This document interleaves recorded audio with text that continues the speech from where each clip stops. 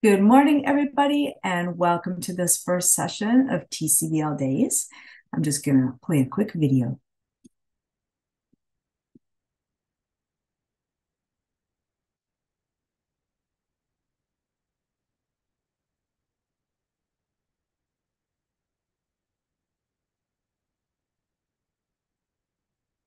So here we are at TCBL Days for the 2023 session, Connecting Networks for Sustainability.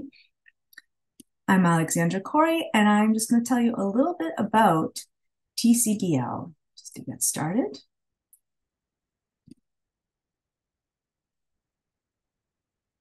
Oh, sorry.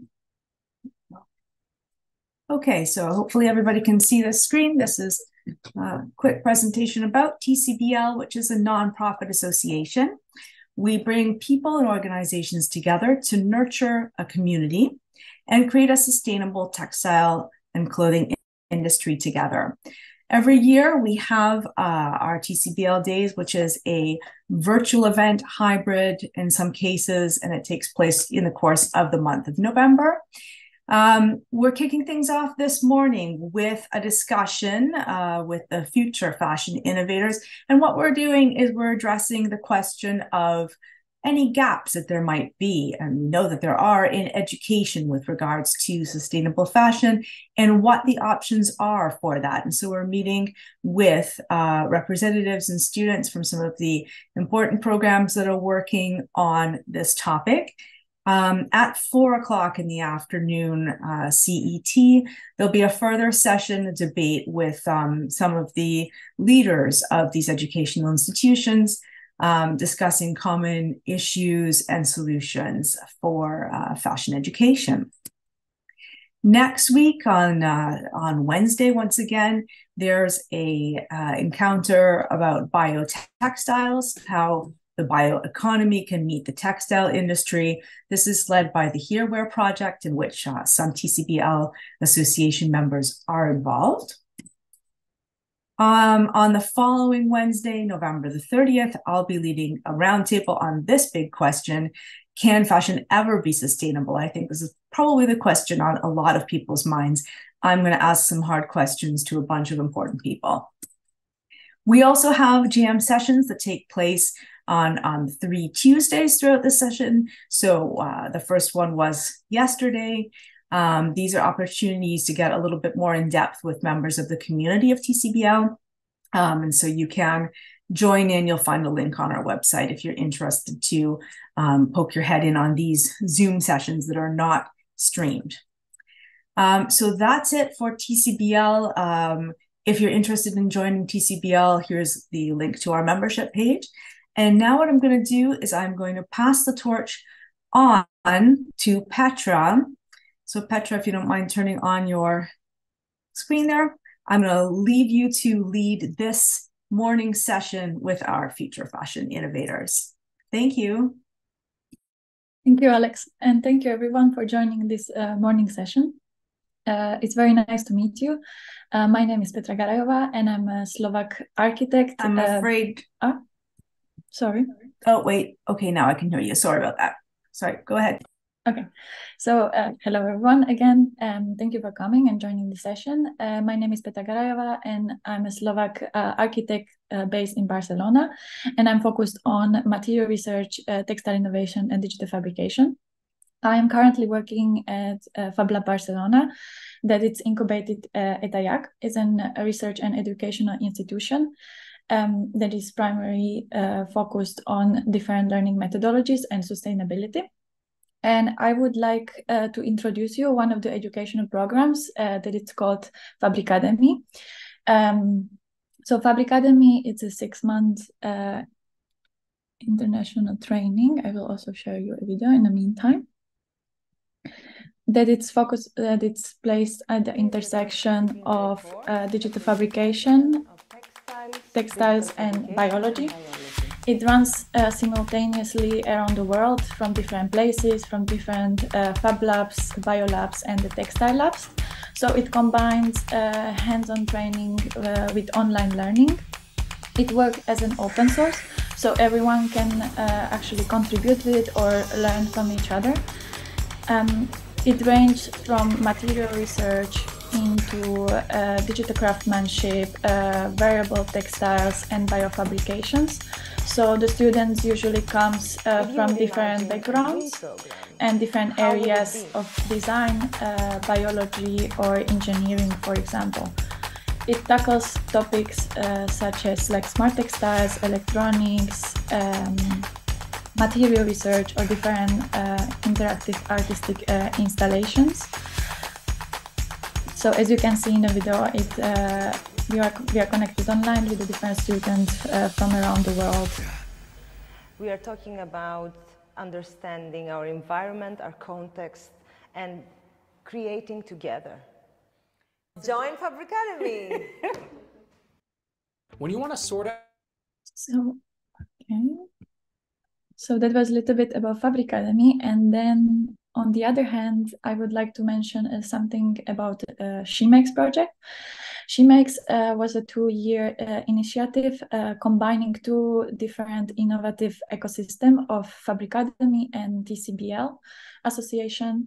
So the aim of She Makes project was to enhance and empower female innovators in the research and clothing industry with the new technological skills. So we've been supporting women and kids, young innovators and designers to create a new environment where they can feel comfortable to work with, and also to bridge the gender gap in the textile and clothing industry to foster the innovation part in the textile sector and clothing. So in this session and in the following hour, you're going to meet different Fabricademy students explaining their final projects. So basically the final project and everything what you're now going to see and what happened after the final project happened in 3 months. So in this way, I would like to ask Dinesh Kumar to start to tell a little bit about himself, and I'm going to share the screen. I'm going to show you his beautiful collection of 3D printed dresses. Hello. Hello. 1 second. I'm going to share your presentation.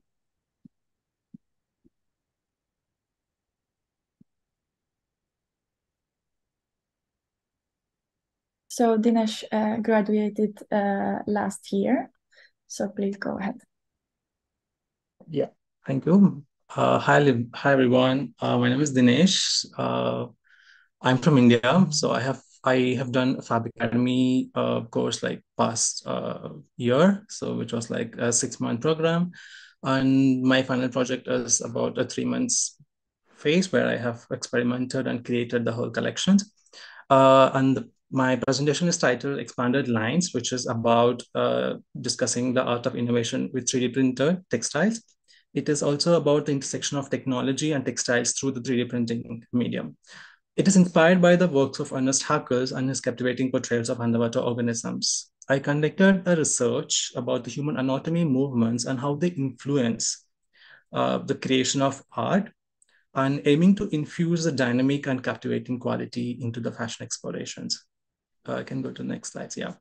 So yeah, these are like some of my body movement explorations as researchers, that how the artists use their bodies and how the body influence to create an art. And also there are some of my illustrations that I have created in the next slide, created based on my inspiration and the concepts. So keeping in mind, like when the body moves, how it reacts, sort of an ideas. On my initial explorations, I have extensively tried out using different types of fabrics and filaments and how it interacts with each other and what sort of structure and forms that it gives. So sort of an experiments. During my Fabricademy learning course, I have experimented this project where I just use simple lines and shapes, creating a parametric approach in Grasshopper. It sort of created a Moire effects that intrigued me to further explore and experiments for my final projects.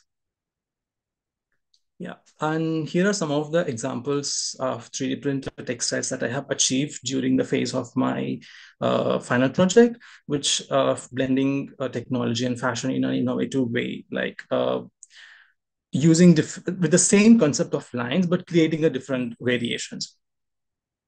This is the first looks mood board, which I have named Moire Drops, where I capture the essence of the inspiration, also the featuring Moire and the relevance references with the color palettes. And I have decided to experiment to understand more about the Moire. You can go to the next slide, especially like the intrigue with the human body movement when it incorporates the artistic elements. So it's sort of like I want to bring the a liveliness and the more interactive approach to it. And so from this, transforming the concepts to the digital realization of the using the parametric softwares. So I have started with the rendering, the illustrations, and then slowly take that into the digital form and using the different softwares and exploring the colors and shapes. So these are some of the development process where I have tried to experiment with different materials, and there are a lot of failures and different testings. Then I've tried to achieve the Moire effects at the end. And the next slide, it shows the final look of my the Moire drops, and also I've tried to created the same thing in the claw as well. This is the second look about the coral anatomy, the phase of the project that I aimed to combine the human anatomy, where the lines of the veins and also the corals, which sort of like collates like similar fields. So I want to like take that and use it on the garment. So I have tried the different techniques where you can see that different fabrics and different filaments with the layers. It sort of create a different technique, like, and I want to like take this further and create the whole look. So where I have done the final look of the coral anatomy.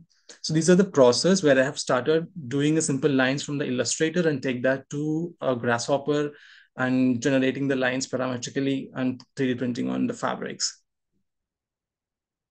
And this is the final one called Shimoire. So since I was doing like more of a wearable look, so I want to like trying to create uh, a wear collections, which is like just to a normal day wear, exploring with the same line concepts, but also with the different sort of textured fabrics. And these are the process and the final looks of the Shimoire. Yes. And these are the final 3 looks, which I have completely used 3D printed on the textiles with the different techniques. Yeah. Thank you, everyone.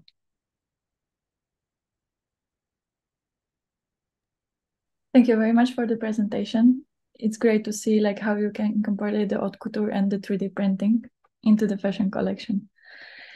Thank you so much. If someone has any questions, I think there might be maybe a chat. We can then check it out if maybe Dinesh can answer all of them. Now I would like to ask Laura Civetti to start also presenting. I will share your screen. So Laura was one of the very first Fabricademy's students, if I'm not wrong. And right after that, after developing everything, she started she started working with the 3D printing in a more intense way. So welcome, Laura, and please feel free to start presenting. Do you hear me? Yes. Yeah, okay, great. Thank you, Petra. Thank you, everyone. I'm Laura Civetti. I'm a designer and researcher focused on biomaterial and computational design. And how's Petra say, I'm the first in the first group of Fabricademy.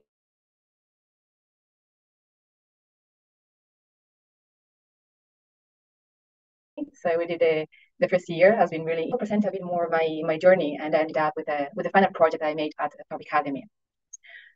You can go next. Petra, okay. Thank you so much. So at the beginning, my curiosity started on the functionality. So what the garment is. Since I wasn't really fascinated about the aesthetic.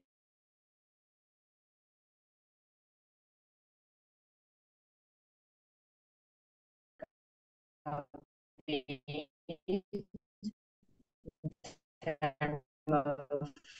the fashion industry, what does it mean create a garment, and what is it? But for me, to make better movement or better life, or being in some kind of synergy with the environment. But at the beginning of my journey, I couldn't find any course actually, or any kind of school that actually was, bring me these two knowledge together, functionality of the garment and the aesthetic to it. Next slide, please. But so in 2014, less or more, probably everybody has seen that something was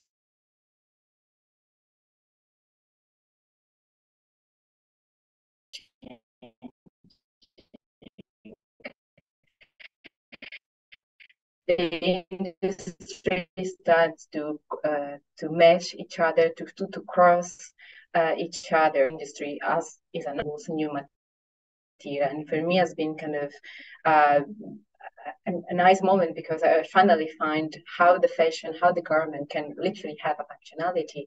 And that's mean because what we call data-driven design, the data start to be implemented in the design process, at least a kind of communication with the body, the environment of the material. So after so in the 2014, I started to have my own small collection that I was attempting to make a parametric garment, or a parametric accessory. What for me was parametric at the moment was a kind of repetition of nice object. Later on, I understood the parametric means the implementation of data. But I started to have this first approach with handcraft, with a handcraft object. Later on, I moved to 3D modeling. So what I learned from my education that wasn't in fashion, but actually was in architecture, I translated this knowledge into the body, the 3D model aspect. And I was curious how I could combine with the body. I followed a course at the UAL in London, and actually I learned how a garment has been made. And there has been the moment where I understand also about materiality, the textile, the finishing, and all these words that I didn't touch at the beginning. And finally, I combined the materiality with the information and with the parametric at the Iris Van Herpen atelier, where I really understood how a material through the digitalization can become something different, or can you augment the materiality through the design and through the fabrication itself.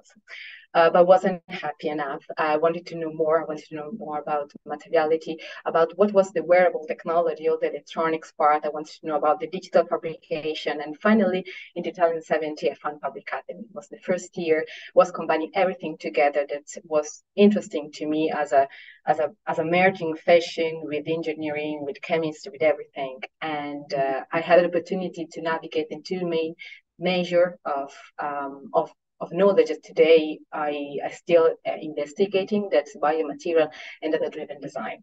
My final project at the Fabric Academy was in fact about data-driven design, about computational. So how computational design can be used in order to inform the design process, and of course in a design process in a fashion or in a garment or accessory, something that you can place on your body.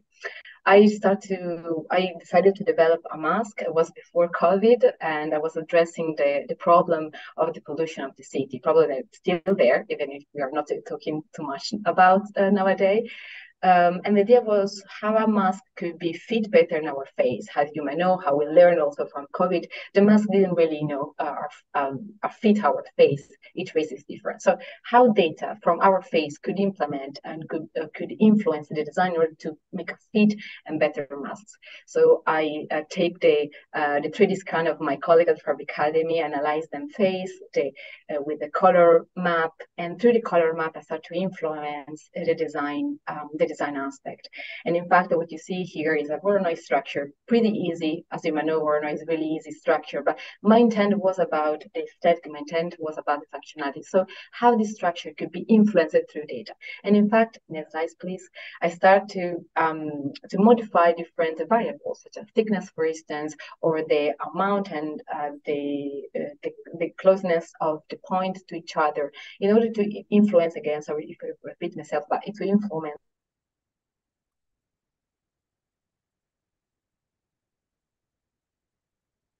through data, through information of a face. Of course, every time I was scanning and you see different face as my colleague, the result was completely different. And it with me was a proof of concept in terms that, okay, so if I take different face, I extract different data information, I can really create something unique for each body from each face.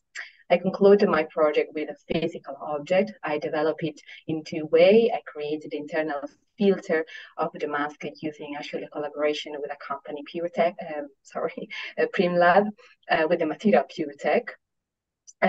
So also the filter have its own function, and then the external part through 3D printing. And the idea, the final project is made with PLA 3D printing. So the material in fact was kind of rigid, but I can perceive it that in some point where the material was, next slide please, where the material was thinner, you can have a kind of flexibility. So kind of proof of concept that the material in fact and the design, how I make it, was working. Today I'm still working, and this is the final project. Today, I'm still working with a computational design, and I'm still believe that computational design can be an answer also what we call sustainability, because it might give us a big input on the design aspect and understanding to design, which is the end of the product. In fact, I'm still researching in my small lab. I call it Matter Text, and where I love to develop my material, to develop my process of data-driven design. But also I'm working with industry and with Matter Fund in particular, where I can touch what is happening in the industry nowadays. And it's beautiful how I can tell you how the industry, also big industry in the fashion industry, are implementing and are changing the way to see the materiality, and they are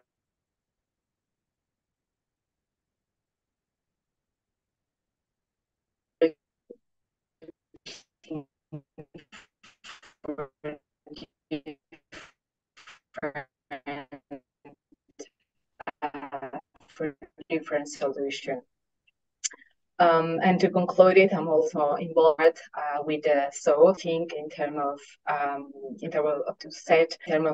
knowledge for a new methodology or a new kind of status quo, right? And with this slide, I would like to thank for this time, and I'm open for question in case you have some questions about that. Thank you so much. Thank you very much, Laura. It's so nice to see like what happened after Fabricademy, how you evolved, and how you're actually still like growing and still researching in some point. And I like that you are still building upon the knowledge of the final project. So what we are actually going to see also with Ana Olalade, and I would like to introduce you like my former classmate. We did Fabricademy together 2 years ago, and Anna has been working with mycelium and the textile waste, and she's also like still continuing with the research. So let me share the screen for you.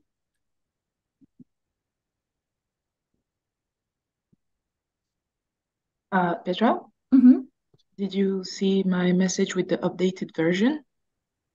Do you think you want to share your screen then? Yep, I can do that. Okay, so maybe it will be better. Okay, I'll do that right now. So I'm gonna, just a second.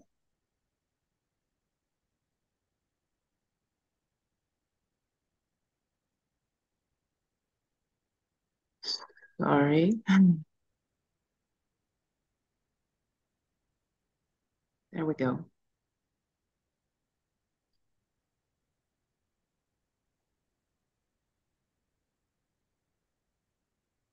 Can you see my screen now? Yes. Okay, perfect. So, yeah, I don't think I can do it better. So I guess we'll keep it like that. Hi, my name is Anna Olalade Shongusanya. So I was one of Petra's classmates. I did Fabricademy 2 years ago, and my background is in biology. I have a master's of engineering in biology, and I did Fabricademy right after my studies. And so, of course, so the subject, sorry. So the title of the project is the Pure Hyphae project, and during this Fabricademy project, I tried to answer the question, can we use our textile waste as a raw material for the growth of fungus? So, of course, as a biologist, I immediately wanted to start working with living organisms, and I thought about fungi because fungi are amazing species that are able to break down and feed on a large range of molecules.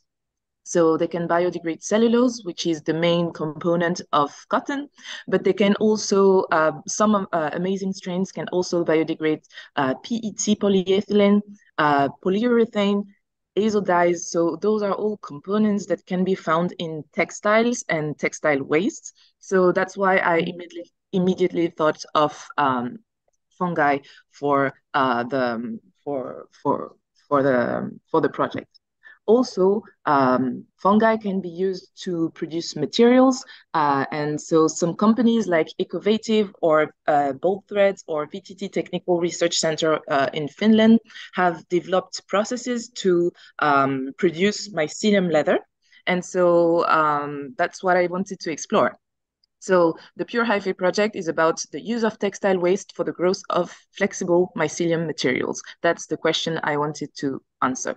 So the strain that I used was the strain of Pleurotus ostratus, so the oyster mycelium. And this strain was chosen because it can feed on cellulose. It has been proven to biodegrade polyethylene, some azo-dyes, and is also technically suitable for micro leather production. So that's something that I found in literature. And I tested to grow it on various combinations of wastes, including denim textile waste, synthetic textile waste, coffee waste, vegetable peels. So I did combinations of all of those wastes. And just to keep the presentation short, I'm just going to go to the important conclusions I came to. So the first important result is that the mycelium could grow on denim textile waste as a sole food source, so just on denim textile wastes.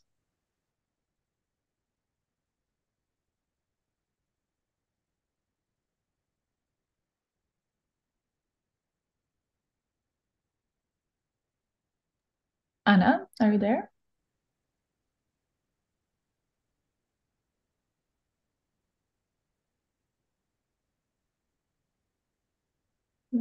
Seems like Anna had some issues with it.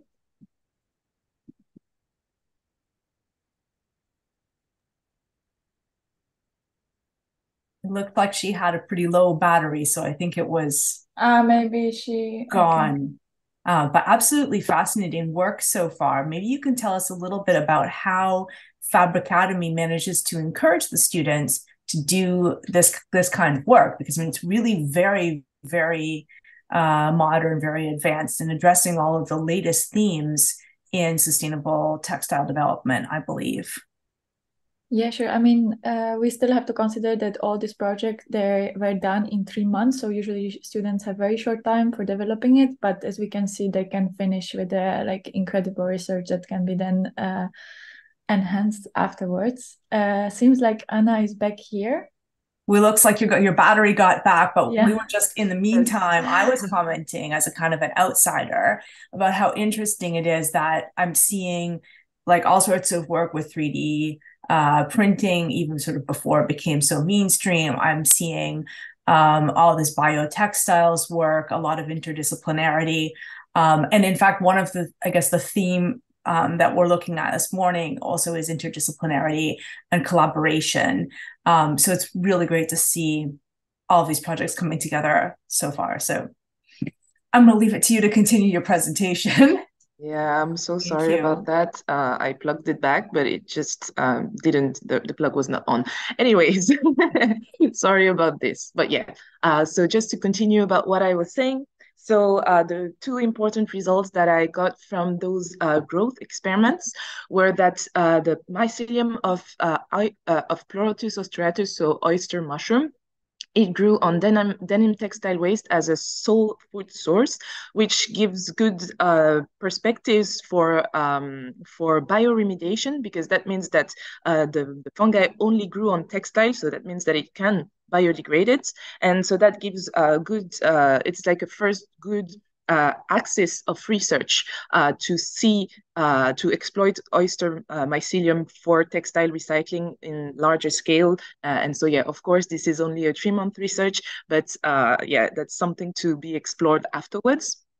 And then the second important result that I got from this research is that it grew on all the textile waste mixed with food waste. So when growing it with denim and coffee, with synthetic textile and coffee, it grew all the time. So that means that synthetic textile wastes are not toxic to the growth of oyster mycelium, Pleurotus or Striatus mycelium.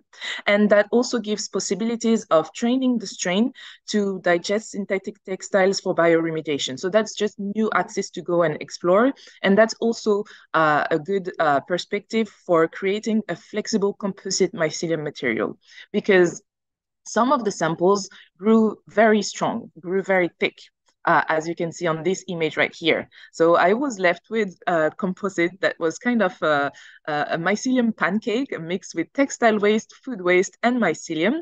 And so usually what is being explored the most with mycelium are solid composite, because when you grow mycelium on a rigid substrate, it's gives you a rigid composite material. But when you grow it on a flexible substrate, the composite mycelium material was flexible, and that's why I wanted to see where I could take this sample to see if I can make a flexible composite out of that, which is not being explored at the moment.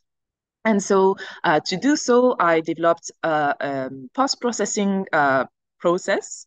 So first I did with what I had at the lab. So I tried heat pressing it and also plasticizing it. And so I came to this result right here. So here are some more visuals about that. So that's a composite, that's the composite that I managed to have. I also managed to try and see if it could incorporate dyes and see how it would look like when it incorporates dyes. So yeah, it's a 3-month research. So it was also an entire journey of learning how to use and how to grow the mycelium.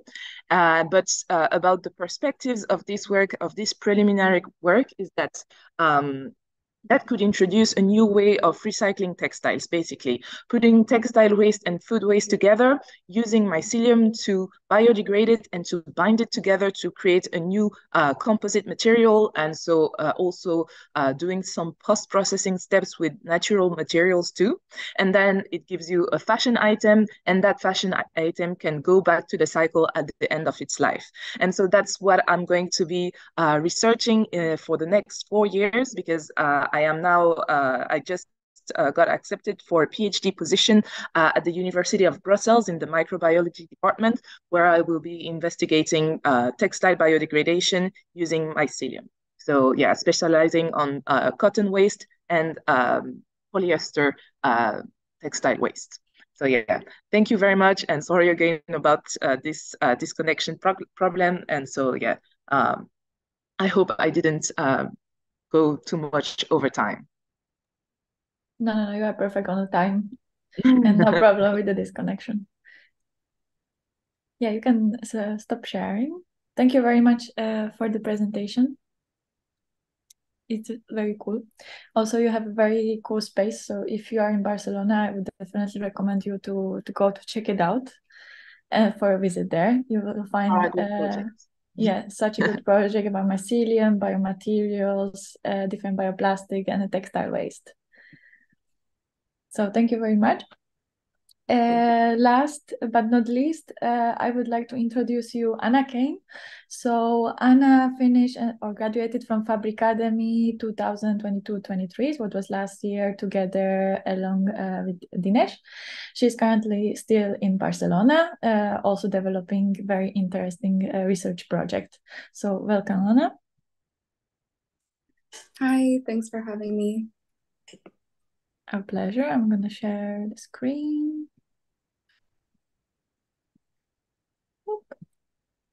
She's going to introduce you a very nice project. It's a small silk laboratory.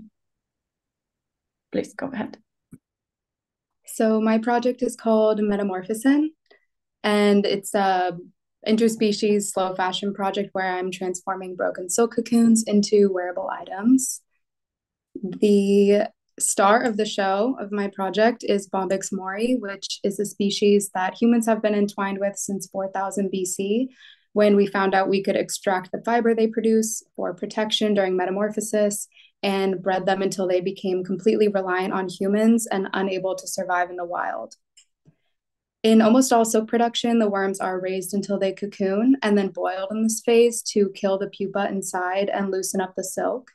Then the long strand is unraveled from the cocoon and fed through a series of machinery to become a thread, which is woven into a textile. So it takes about 3,000 cocoons and consequent Bombyx mori deaths to make 1 meter of silk.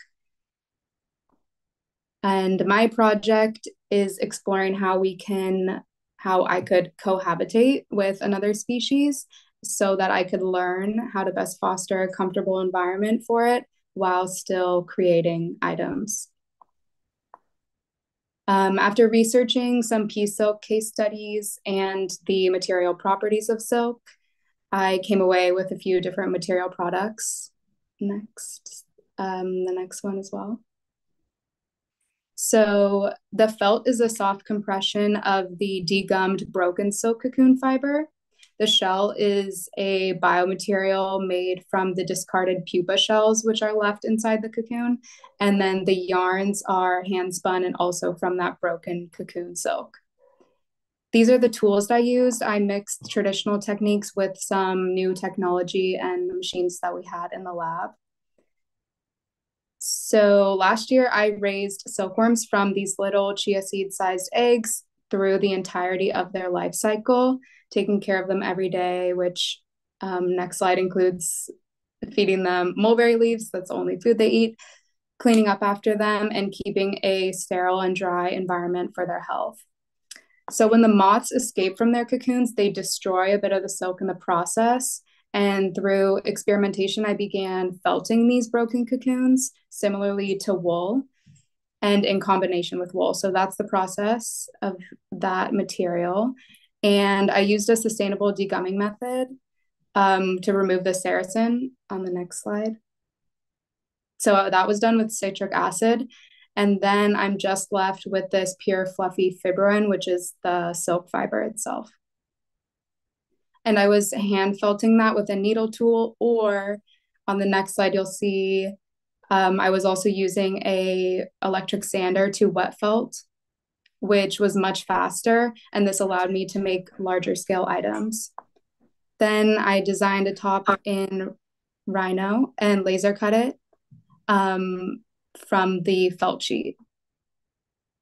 For the pigment, I used Xanthinobacterium, and I inoculated the felt top in a large glass dish and incubated it for 3 days. So the final materiality is 60% silk from the broken cocoons and 40% wool.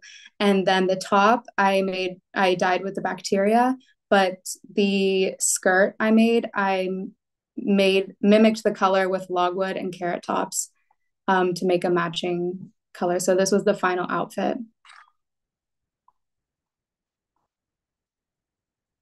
And then the next material is the shell, which is made from the discarded pupa shells which the moths leave behind in the cocoon. And I ground them into a powder and then cooked it with agar, cast it in a frame, and laser cut. And then the scraps can either be melted down into a new piece or biodegraded. So I tried different recipes and settled on the agar mixture. And these are the final items I made. They're still kind of tests, but I made this harness and then these sort of unconventional accessories. And I secured these pieces with hand spun yarns, which leads me to the last section. So the yarn, I learned to use a drop spindle to spin thread and then naturally dye them different colors. And this was an important part because I wanted to learn this traditional skill. And here's kind of what they look like in the final. And they have a hand-on feel, which I like. Overall, I have this idyllic vision for the future of the project. This is a video if you're curious of seeing more. I'm not going to show it due to time, but my idyllic vision for the future of this project, I eventually would love to have a farm to fashion studio with silkworms and sheep. So this was a starting place for me, silkworms, because they're small enough to raise in my apartment, which I'm in now. Sheep are a little too big, unfortunately. And so I'm looking to make items in a local and meaningful way. The door of this house is open because it's important for me to keep my work open source, to inspire others to connect to their fiber system and produce their own clothes with their own resources. So I would love to eventually see fast fashion systems metamorphosize into models like this. Thank you.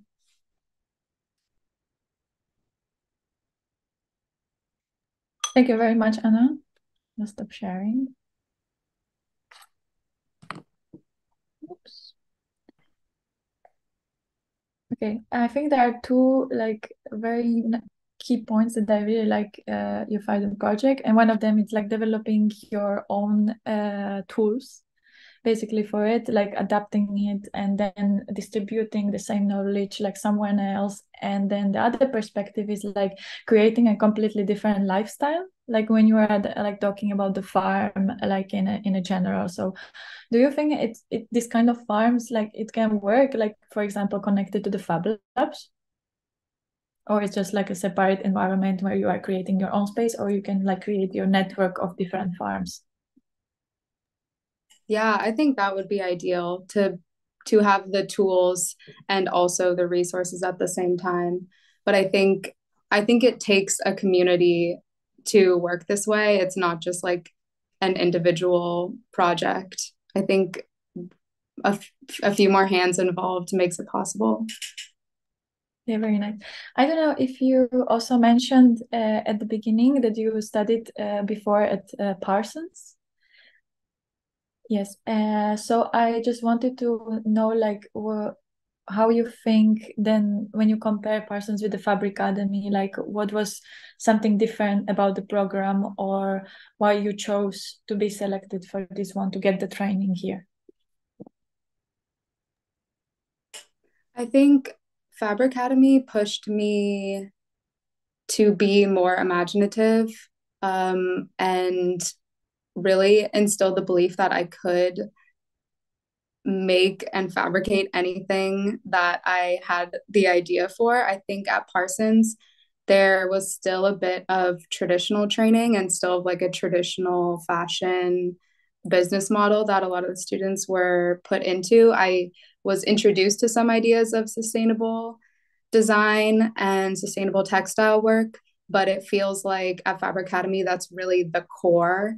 Like there's it's just going in with the assumption that we are all going to be producing like this in sustainable and regenerative ways. That's the bottom line. That's the base level. So I really appreciated that, because it's like, then you can take your own style and your own ideas in that space and see how your own work can be produced in that way.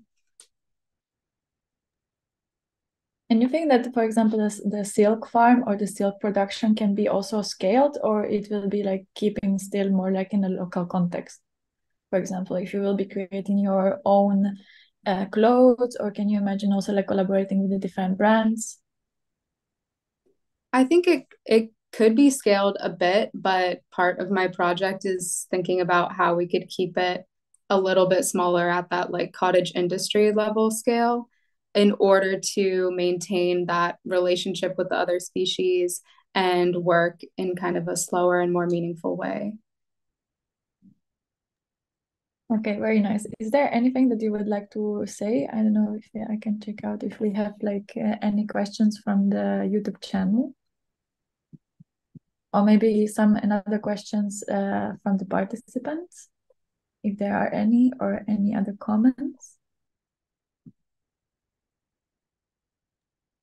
Probably no. So I don't see any questions on the YouTube, but I would be interested in hearing also from the other speakers. The same question that you asked now, Petra, is a really good one. What about scalability, marketability of these? So we're seeing student projects that are absolutely impressive. What could be the next step for everybody?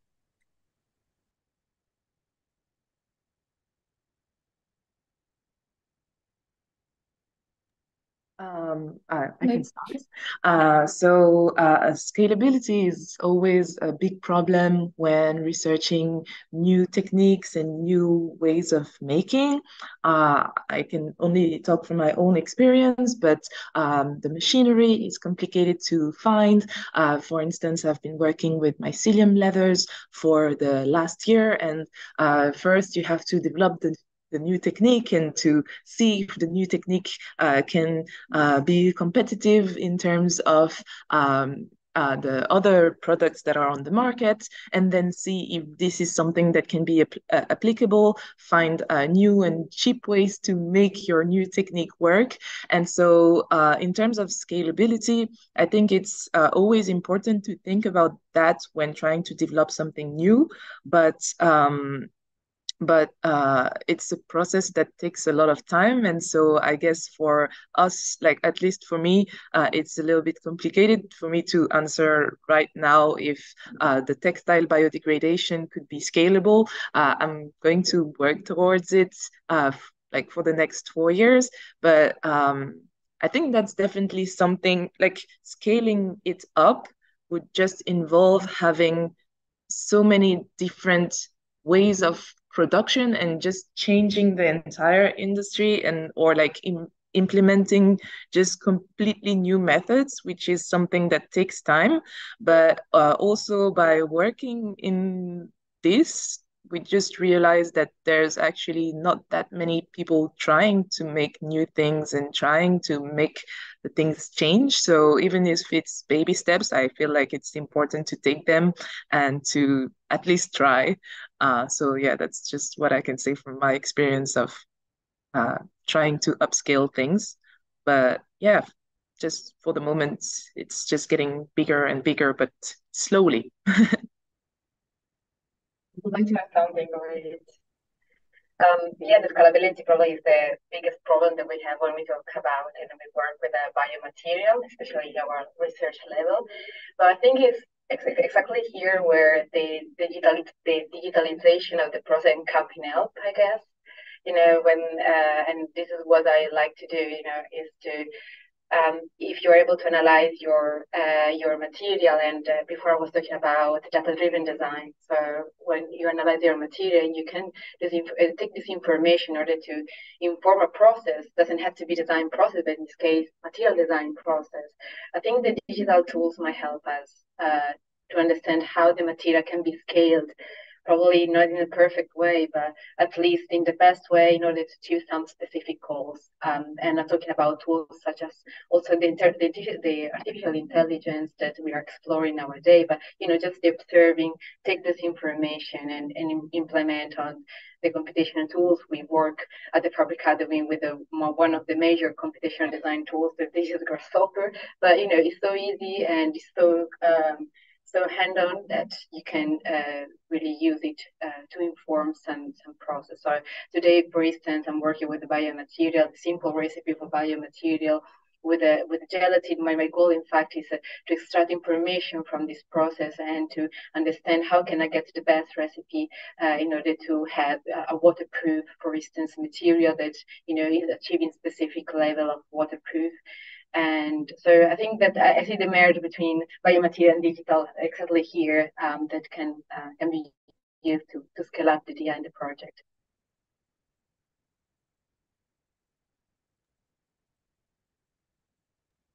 Okay, thank you. Exactly the same, like as Laura said, like since I feel like my work is like more about just using the filaments and the fabrics, but I sort of putting my hands in biomaterial as well. Like since I felt like I use like the filament, which is like not more sustainable, but still like I want to use sustainable way. Since Fabric Academy have taught it like so much how to use the different materials and come up with your own things. So I sort of like collaborating with one of my architect friend who does 3D printing with the biomaterials. So I'm just trying to make a biomaterial and printing on the fabrics using a 3D printer. So it's just an experiment currently. So yeah, it's where I am currently working on. Amazing. Thank you. Sorry, there is something more. No, it's just to say about scalability, like there's just like more and more companies that are like trying to make the scalability happen. And I think like we're the next people who are going to try and make the scalability happen too. But we can see, for instance, in like mycelium materials, there are some companies that are like producing mycelium materials now or trying to upscale it. And so that's like also a very good perspective for because the change is happening. It's happening slowly, but people are already doing it. And same goes for 3D printing. Like here in Barcelona, there's Numena that produces things that are 3D printed.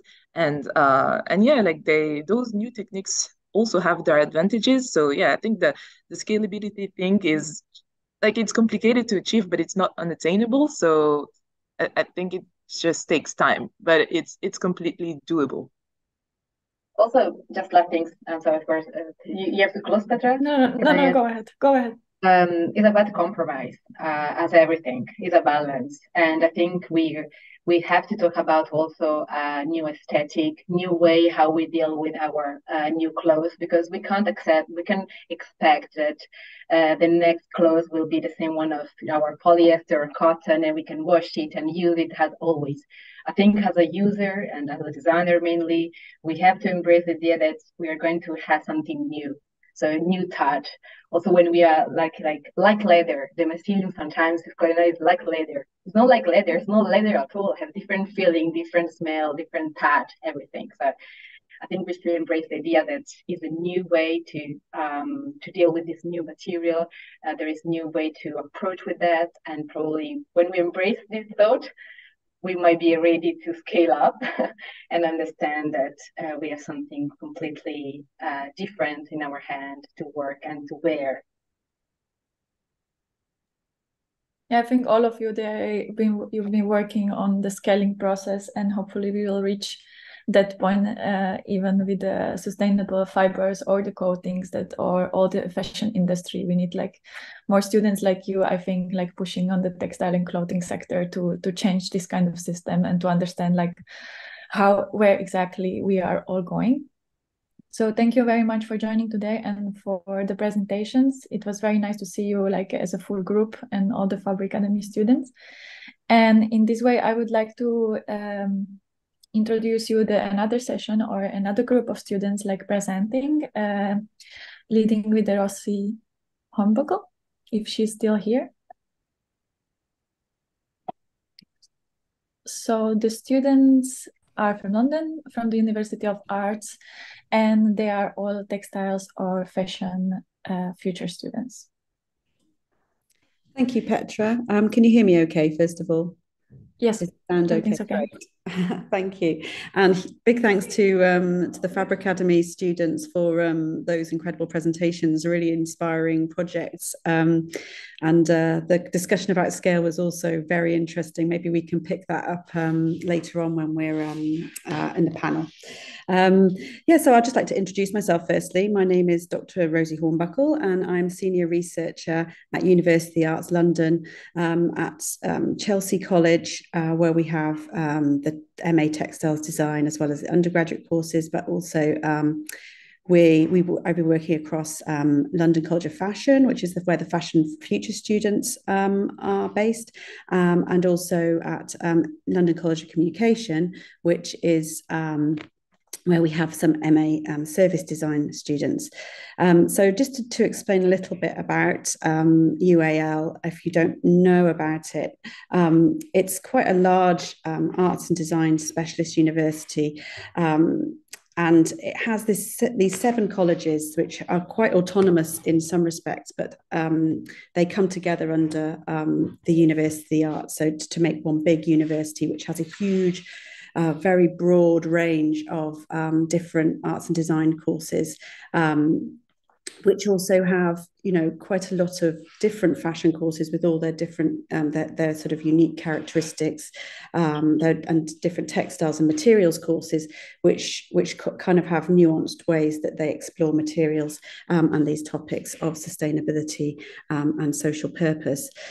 So we've got this incredible resource as researchers, I guess. So I work on the Hereware project, which is how I came into contact with TCBL, something that I'm really grateful for, because it's been such a useful and interesting and inspiring connection. And the Hereware project is about exploring bio-based, local and circular ecosystems for textiles. And the project looks at sort of taking agricultural byproducts and residues and transforming those into fibres, into yarns, then into new materials, woven and knitted, all the way through the production and the sort of conceptualization of what kind of garments can be made out of these materials, right through to what are the new business models that we can look at? What are the new local ecosystems and blueprints that we need to understand and create and sort of build together in order to make this concept of bio-based, local and circular come to life, to be possible, to be imaginable for people in the industry. So that's what we've been working on in Hereware. And what we decided to do at UAL is to really think about how we could make the EU project, Hereware, an opportunity for our students. So what we decided to do, we've got these 7 colleges around UAL. What we decided to do is try to do something which hadn't been done before, which was to bring students from across different colleges together to think about the project, that the challenge that Hereware represents, this bio-based, local and circular. So we invited students from MA Fashion Futures, which is at London College of Fashion, and students from the MA Textiles at Chelsea, and then students from Service Design at LCC.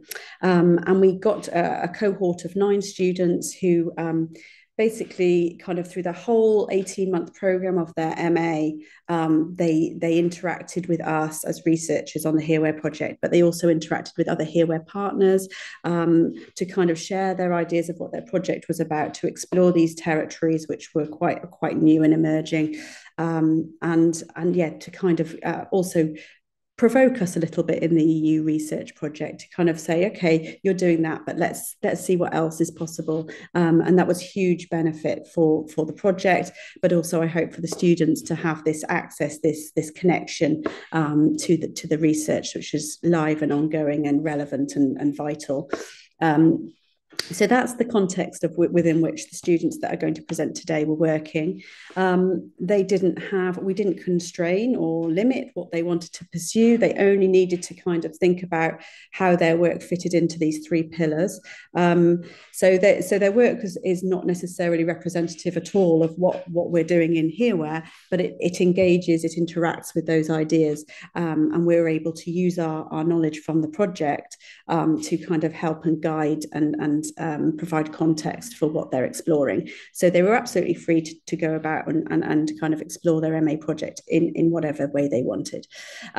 So I'm on to the presentations. So the first person who's going to present today is Vibeke. Vibeke, are you ready? Yes, I should be ready. There we go. Camera's on. Great. Hello, everyone. Hello. So I'll hand over to you. I can share your screen, or do you prefer to share it on your own? Yeah, can you share it, please? Okay, I think that's perfect. what we decided on, just to avoid technical difficulties. Yeah, sure. Thank you.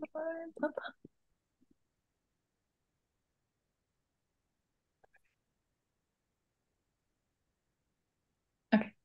Great, thank you. So, hello everyone. I'm Vibeke and I'm at Chelsea College of Arts. My technical specialism is weave and print design, focusing on local and responsible materials.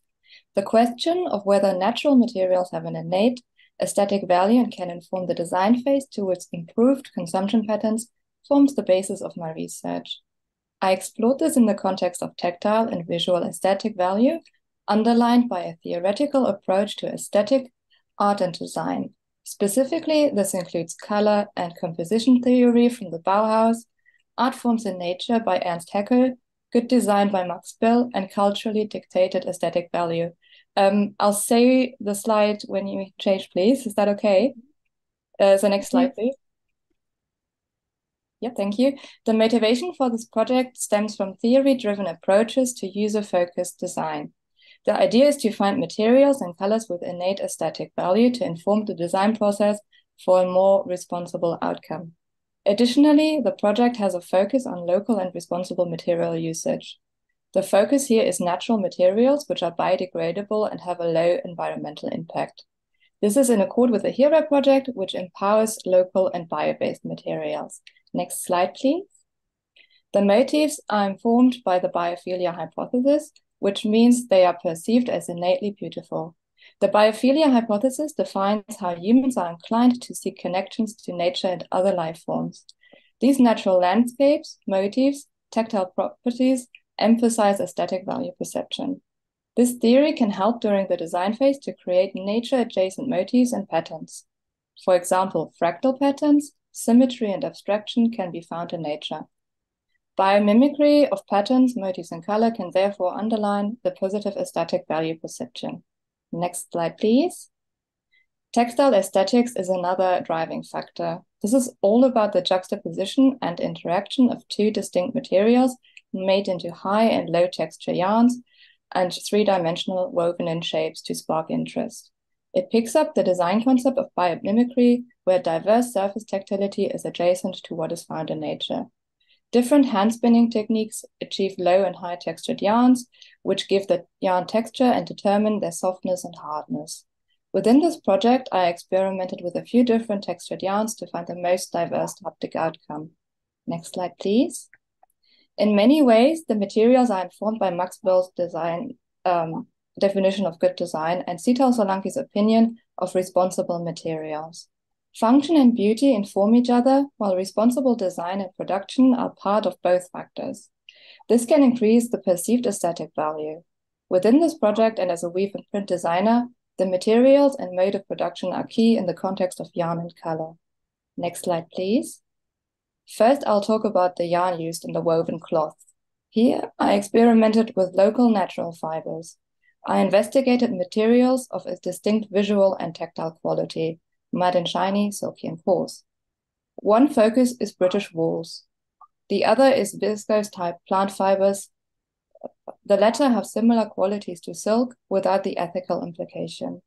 I experimented with different types of these materials and decided to use tencel and blue-faced Leicester wool for their appearance, ability to spin, distinguishability of textured yarns within the weave and dye ability.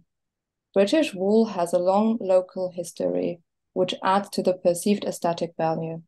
Tencel is made from sustainably sourced wood. It is environmentally friendly due to its processing. The chemicals used to extract the fiber are reused up to 90%. Therefore, Tencel is a responsible alternative to silk regarding haptic and visual quality and a responsible good choice, which aligns with a good design theory. Next slide, please. The second element of this project is the bio-based textile print paste. By transforming local British dye plants into pigments through the laking process, I used little heat, energy, and water, especially compared to traditional dyeing methods.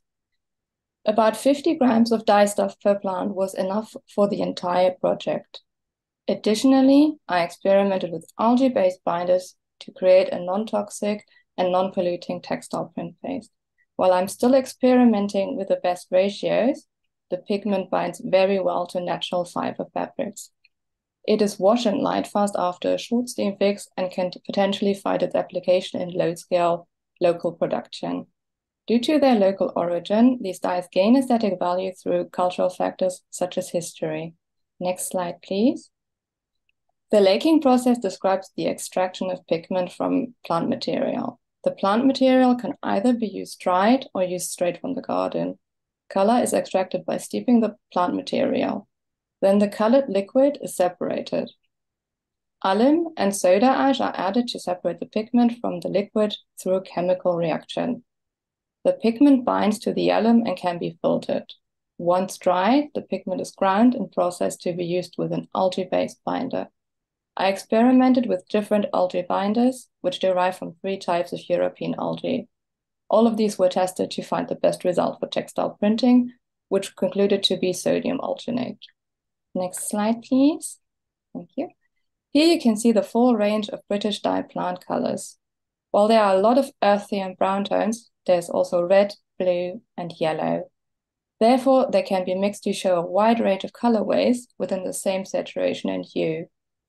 In this context, it is especially noticeable that the plant dyes always seem to harmonize with each other. In terms of composition in art and design and color theory, these were very easy to pair in any combination as opposed to standard dyes, which come in a range of tonalities. This adds to the innate aesthetic value to the plant-based colors, as they harmonize in every combination and shape composition. Next slide, please. All in all, due to cultural factors, theories of good design, the biophilia hypothesis, and their visual and tactile qualities, these materials are often innately perceived as beautiful. Responsibility and locality add to this through culture and positive impact. All in all, it can inform the design phase, albeit currently on a small-scale basis. In the future, I'd like to further experiment with these dyes to upscale their potential use. On the other hand, British wool has potential. For example, finding ways to soften the fiber in a natural way to find more use and acceptance in the fashion industry can be a point of interest to me as well in the future.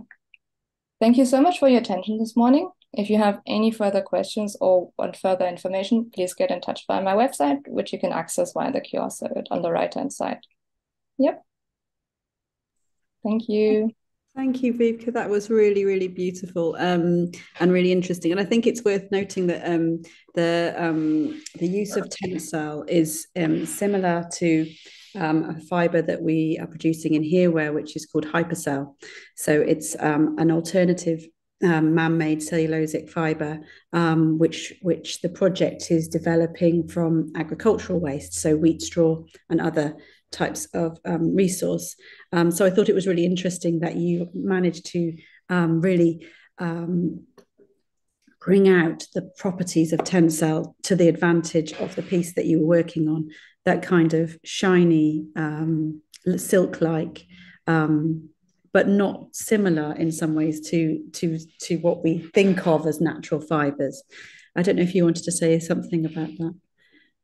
Yeah, for me, it was basically mostly about trying to find a juxtaposition of different aesthetic values in regards to fabric material, and the tencel, due to its natural properties of being relatively silk-like, but also having a higher washability, better like biodegradability, and also being a plant fiber, not a protein fiber, which adds to dyeability, was very interesting in regards to material usage. And I think finding these new viscose type fibers and using them in a responsible way can really help shape like a better future within the textile industry, definitely.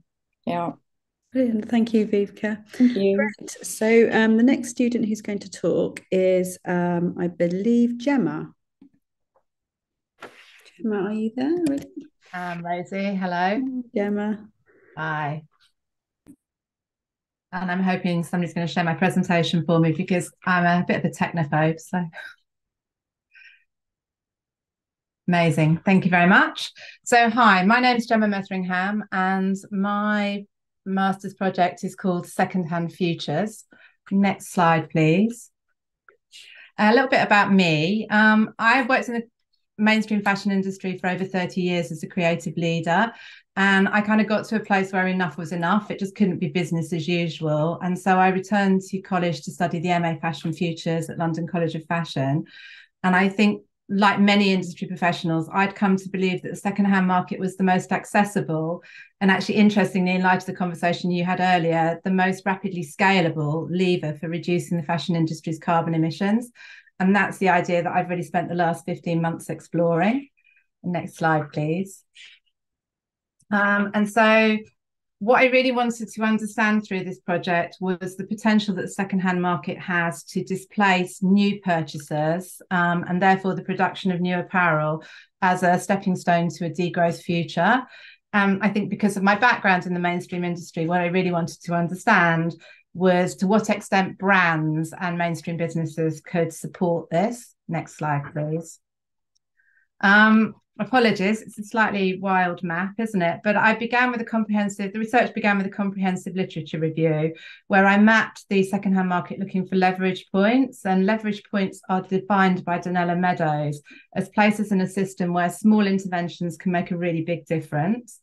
And what I learned from this mapping process was that secondhand market is growing exponentially.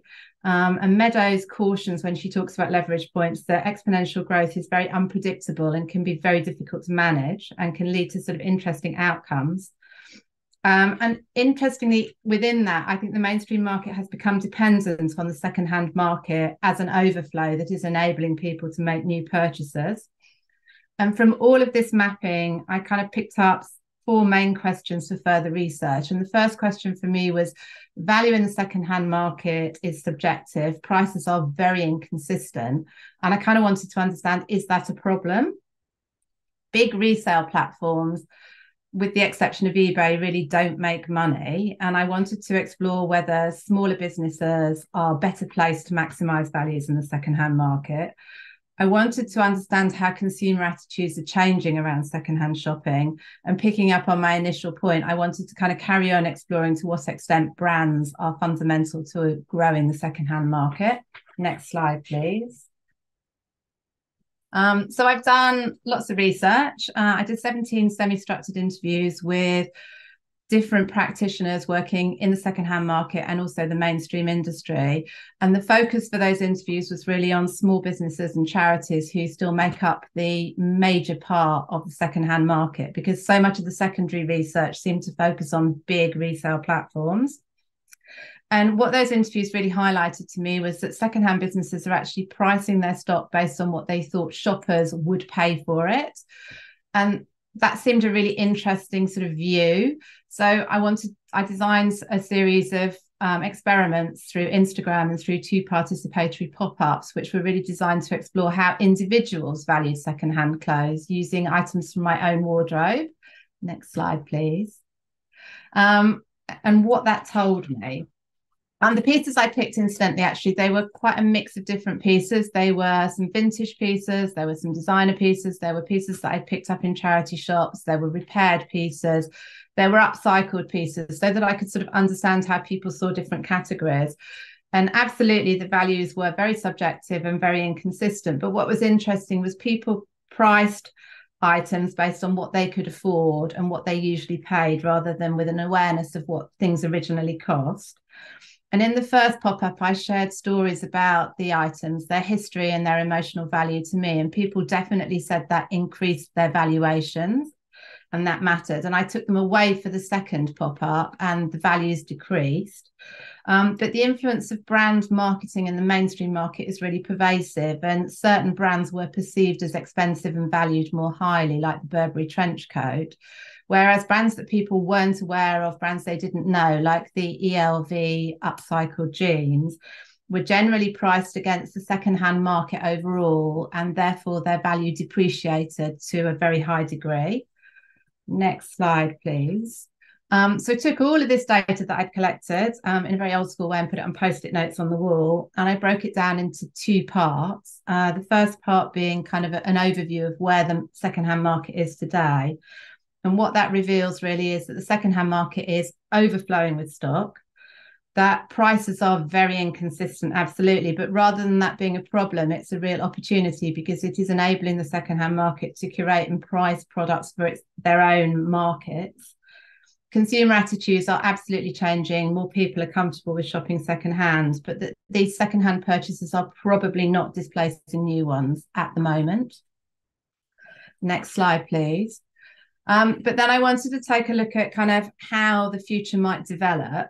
And I explored that through 5 scenarios that I created. The first scenario, obviously, given where I started, was this idea of mainstream integration, which seemed very likely based on the secondary research I'd done. But what the primary research revealed was that branded resale is still in a very early and exploratory stage here in the UK, particularly. So it's not going to scale quickly in the future, but also for lots of brands where your retail prices are low or you're very reliant on discounting, it probably isn't a viable option for you anyway. And what I've become really interested in is this idea of entrepreneurial evolution. Lots of the people that I interviewed had backgrounds in the fashion industry. They were very committed to change. And what they felt was, as the mainstream industry is embracing digitization, it's withdrawing from our high streets, a network of secondhand entrepreneurs and charities are really taking over the visible middle market retailing on our high streets. And that's supported by this ability they have to curate and price stock by location. And I think that's a really interesting thing that could be desirable for consumers and for communities. The next idea I explored was this idea of digitally enabled cooperation. Digital product passports could absolutely transform resale by providing access to original brand product information and imagery. And what's really interesting, I think, is they could also transform the way resale revenues could be shared between brands, individuals, charities, and probably even the people who are making the clothes in the first place. I interviewed some digital solution providers who said this is definitely possible, and I think this deserves further investigation. I also explored the idea of critical consumption, the idea that consumers might be able to reducing consumption would lead to displacing new purchasers, maybe kind of encouraged by the awareness of resale values and climate change. But I think that's more problematic. And I think there's a lot more research needs to be done into kind of what the motivations are that will kind of really make people make those changes. What information do we need to show people? And the last thing I explored was legislative transformation. And that's really around the idea that legislation could help. Is being developed in the EU and the US. But whether it's going to support the secondhand market, I think still remains uncertain to me. Next slide, please. And we don't actually hand our MAs in until January, so the initial conclusions are still definitely a work in progress. But where I've got to with this is that Meadows says that people often know where leverage points are, but they push very hard in the wrong direction. And I think that might be the case with the secondhand market, because aggressively growing scale may not lead to displacement, bigger may not be better. And I think this idea of local curation, pricing for local markets, building local communities is a more critical leverage point for exploration. I do think technology could help, but I think the legislation that's happening at the moment is in danger of sort of being taken over by the mainstream industry and big business. And I think the secondhand market needs to be very careful to avoid becoming a dumping ground for dead stock and unresellable secondhand fast fashion, because I think that will really limit its ability to carry on growing and displace new purchasers. And what I want to do is actually I want to carry on studying. I feel like I've only scratched the surface of kind of the secondhand market and how it's evolving and how it could change and lead to displacement. And the areas that I'm kind of interested in exploring is how the growth of fast fashion is changing stocks in the secondhand market and whether this is going to limit its long-term growth potential. How digital passports could enable collaborative networks. And I'm interested in how charities could become part of that and evolve their roles as hubs in local communities and create global communities that enables resale revenues to be shared with manufacturers to sort of support a more just transition to a degrowth future. And I am interested in exploring kind of how information on resale values or product longevity could be shared to encourage critical consumerism. And then the final slide is that's me, Gemma Metheringham. You can find me on LinkedIn. You can find me on Instagram at The Elephants in My Wardrobe. And I could talk about secondhand fashion for days. So if you want to chat about secondhand fashion in the world of branding or charities or any of that stuff, please reach out. Thank you very much for listening.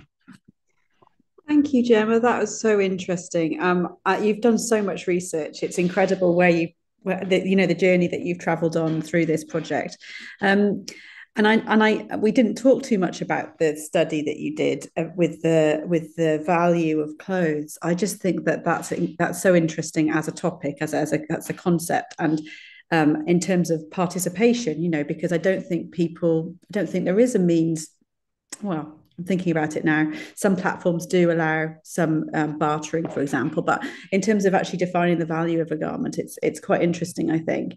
And I was wondering, and I haven't asked you this before, so it's a bit mean in a way, but I was just wondering if there was, if you noticed anything in terms of whether bio-based or natural fabrics had any sort of impact on that valuing of the garment. I know that's not something that you looked at directly, but I'm just curious, did you notice anything?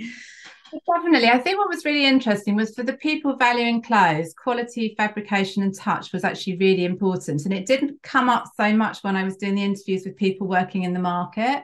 So for people, they talked a lot about if I could feel the fabric, it would, if the fabric was nice, if the quality was nice. And people really inspected stuff, actually. I mean, they're my clothes. I mean, they're all over them. It was quite crazy, actually. So I think, yes, fabrication is more important than maybe people give it credit for. And I think that's one of the changes in the industry, with sort of digital selling, is you don't get the chance to touch and feel things.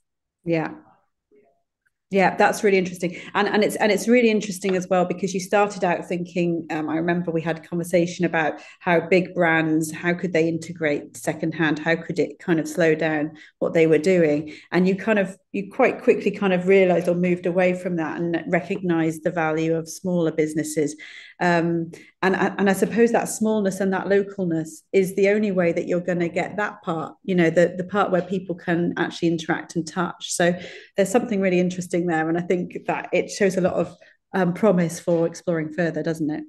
Yeah, I think the idea of I've become really interested in this idea of curation and storytelling. I think big businesses don't have the time or the space to kind of give things the meaning. And actually, through the research, what comes across is that people are looking for a meaning. When I told people about my clothes, they said, the fact that it was important to you added value to it to me. Mm. And I think, for me, there is this sort of wholesale revaluing of clothes. And that was what was kind of interesting to ask people, how do you value clothes? How do you see value in clothing? Yeah, really interesting. Thank you, Gemma. I think that our next speaker who was going to be next, Petra, is not online. So I think we'll go to the one after that, which you's come on. So you go next. That would be great. Yeah. Okay, no problem. I will.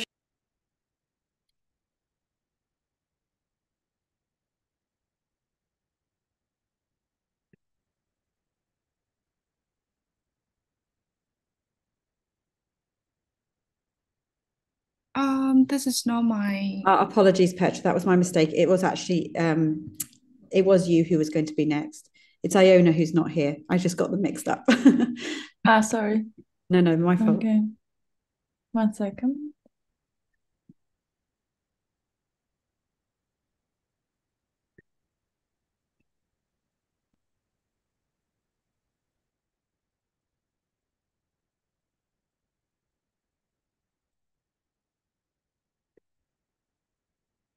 Okay, feel free to go ahead.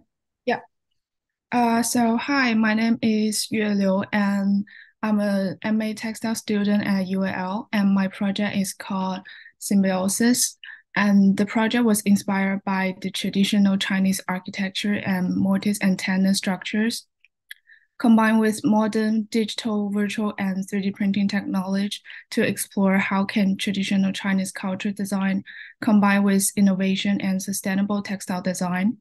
And through theoretical research, I use sustainable materials to design an eco-friendly assembled textile that can change shape and color according to users' requirements. Next slide, please. So I use traditional Chinese architecture structure as my main source of research. Therefore, I have mainly studied mortise and tenon construction.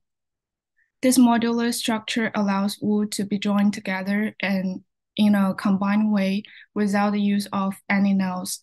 which inspired me to think about the textile structure and the way of how can we connect filament as textile.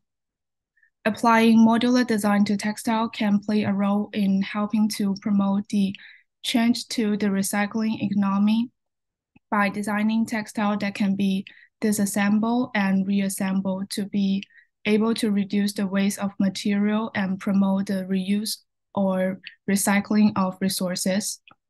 Next slide, please. And I choose to use the active manufacturing as my method of creation by using layer by layer material additions instead of traditional material cutting production methods. This simplifies production, reduce waste of resources, and minimize the cost of the samples materials. So in this project, I mainly use 3D printing technology.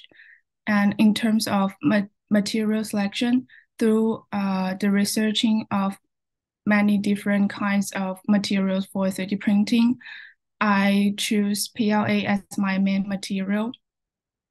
And this is sustainable materials made from corn or sugarcane, and is biodegradable and has properties similar to plastic, and therefore I use it in the 3D structure design test. Next slide, please. And digital modeling and 3D printing manufacturing technology can make it easier to design, test, and produce modules. I test the structure by different structures and size of the model and print some small samples to test the stability of the structure. And the key concept of the design method is to use standardized interchangeable components that can be mass produced efficiently and can be easily assembled. This combination of modeling and modular design minimize my material cost during the testing step. Next slide, please. And after testing and design different samples, I want to create a modular design that could be disassembled easily and movable.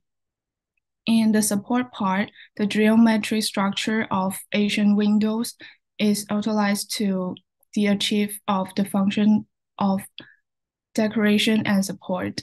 And the hook structure is easily to assemble and disassemble for easily replacement.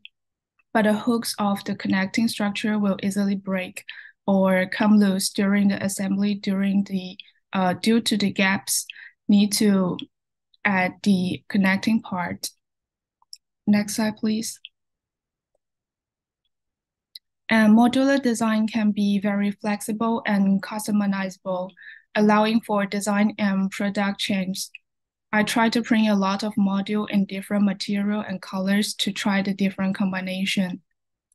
With this modular design, the user can easily change the modules of any materials and color to match their different needs by simply reorganizing or changing modules. Designer can also create a wide range of product visions. Next slide, please. And most of the building and window in traditional architecture in Chinese are made up of geometric structures, which remind me of the combination of minimalized geometric design and traditional patterns in modern design. So in order to solve the problems of the loosening of the hook structure, I have designed the button structure.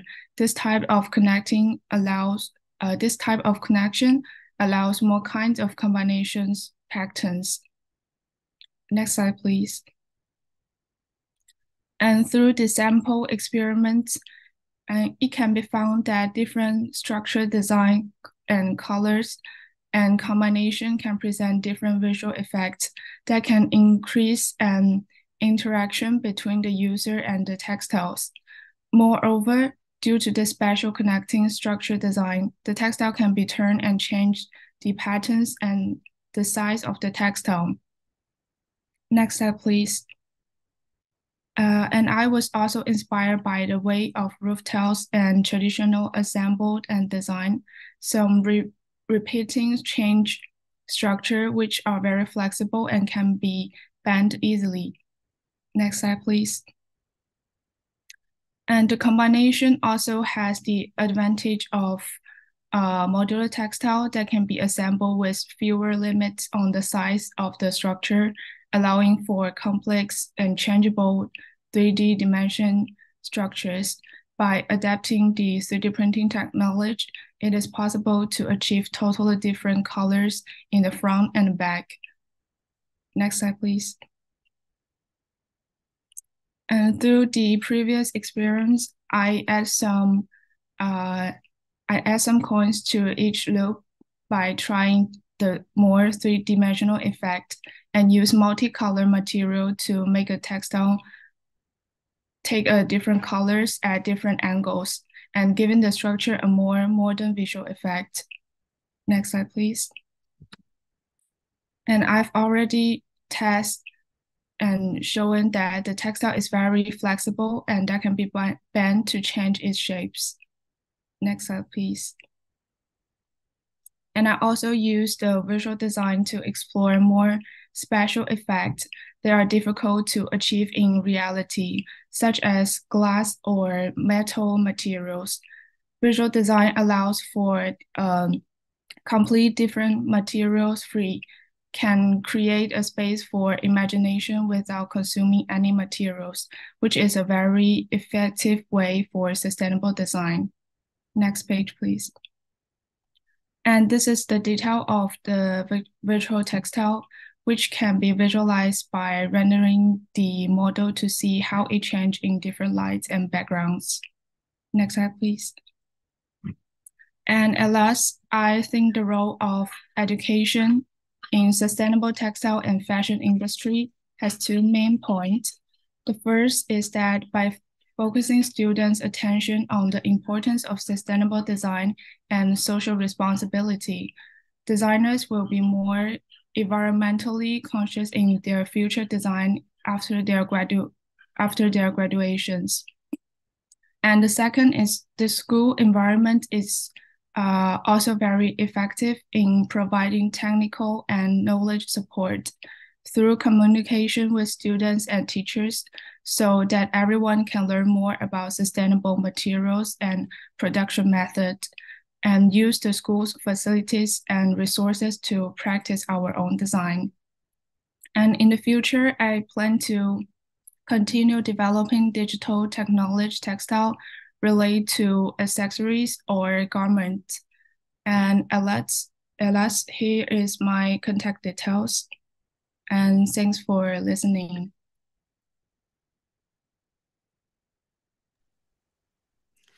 Thank you, Yu. I really like that last slide because I think that kind of sums up what your project feels like to me. You know, the what we say about the university is that it's a playground, you know, and our chancellor says it's a playground for troublemakers, you know, and I think that your project really exemplifies that ability to just play and to explore and to find out and not to be restricted necessarily by, you know, what textiles should be like. You know, you really pushed everything in that project.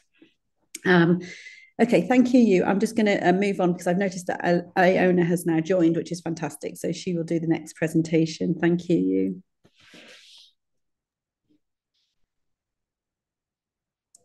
Hi, Iona. I'll hand over to you. Hello, I'm so sorry. I had some trouble connecting, but I'm here now.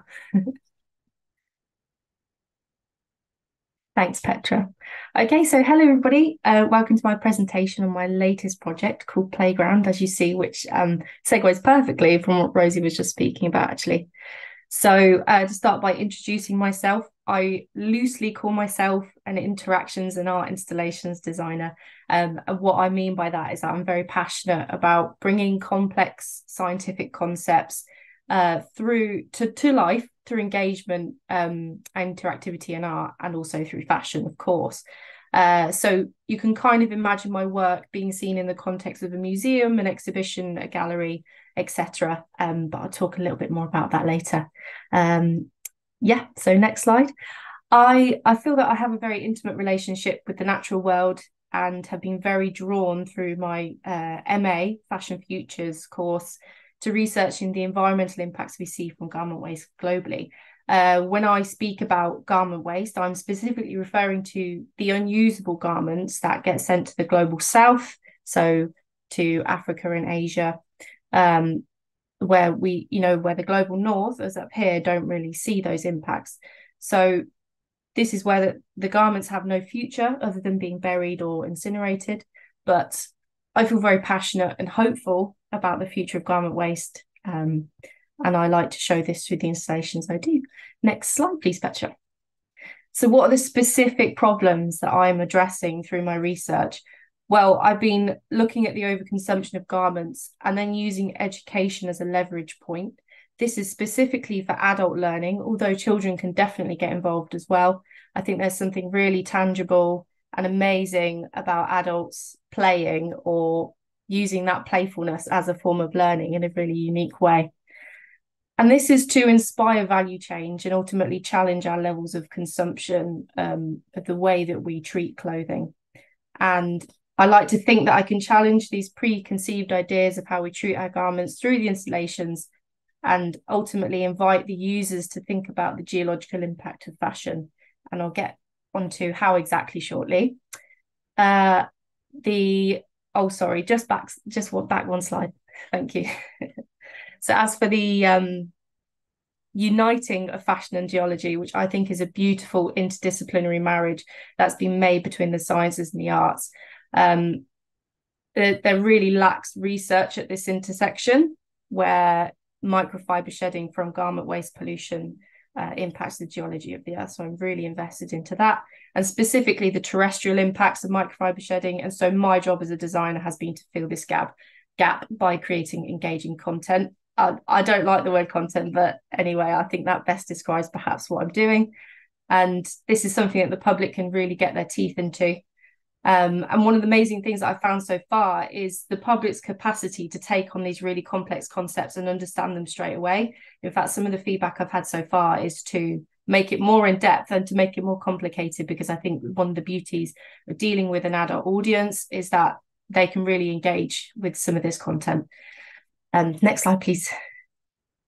So my starting point for this project was considering the damage that's already been done to the environment in countries like Ghana that handle the garment waste. And so through mapping, I began to create a journey of the impacts that microfiber shedding has on agriculture, microorganisms, terrestrial habitats, and even the health of inhabitants living in proximity to these landfills. It's really interesting when we consider what the damage is being done when it's so far away from home to many of us. And ultimately, of course, my other starting point was that I wanted to share the true beauty and joy that to me is intrinsic to fashion, and that has unfortunately been lost and turned into something quite ugly. So it's been crucial to keep this project uplifting and engaging. Next slide, please. And with implementation, I needed to think about how I'm going to communicate these impacts to a wide audience in an engaging way that creates value change. And my answer to doing this as a designer is through play. So by tapping into reminiscence and fun, I'm able to engage with people who remember playing at playgrounds as a child and have developed core positive memories, which, based on London Place Framework, which is an organisation that want to embed play within curriculum for children, but I've used this as a framework for adult play as well. So based on this framework is an effective strategy for learning, and importantly, remembering what one has learned, because often when we go to these fun and engaging environments, we have a good time there, but the important thing is to take that learning away with you once you have left that particular event or our exhibition, gallery, etc. So I'm going to, or have created, further impact by creating an environment that invites influence, education, engagement, and trust, and really considered these ideas when I was designing this particular play space. And next slide, please. So as you can see on the bottom right, we've got a giant game of Kaplunk, which I made. Users place clothing on the top and then they remove the sticks. Each of the sticks represent a pillar of garment waste reduction. And so as the sticks are removed, like we remove them from our ways of dealing with fashion, the clothing will fall to the bottom, representing something called translocation, which is just a fancy way of saying the garment waste moves from one place to another. And like that, we can map this journey of the garment waste from the global north, which is around here, the UK, US, Australia, Europe, etc., down to the global south, as I mentioned before. And next slide, please. So here is my sandbox. It's just possibly the most engaging interactive installation of them all. That's not what I said. This is what the public have said to me. So this has been using infrared sensing, which is a fancy word for acquiring depth data. Users can interact with the sand, and when they place the garments into sand, they can see the landscape change in real time, tangibly responding to their actions. This installation was supplemented with tasks and challenges that also gave statistical and scientific information on the danger to terrestrial habitats from microfiber shedding. And I think adults really love this idea of getting to grips with a physical, tangible material that felt nice in their hands. And it made way for some fantastic conversations because they were engaged in this material that I then had this quality time with them to talk about these terrestrial impacts. And the next slide, please. So here we've got the water box on the left-hand side, and this is very similar in its function to the sandbox, except this represents an aquatic habitat, and so the coding was very similar for this one.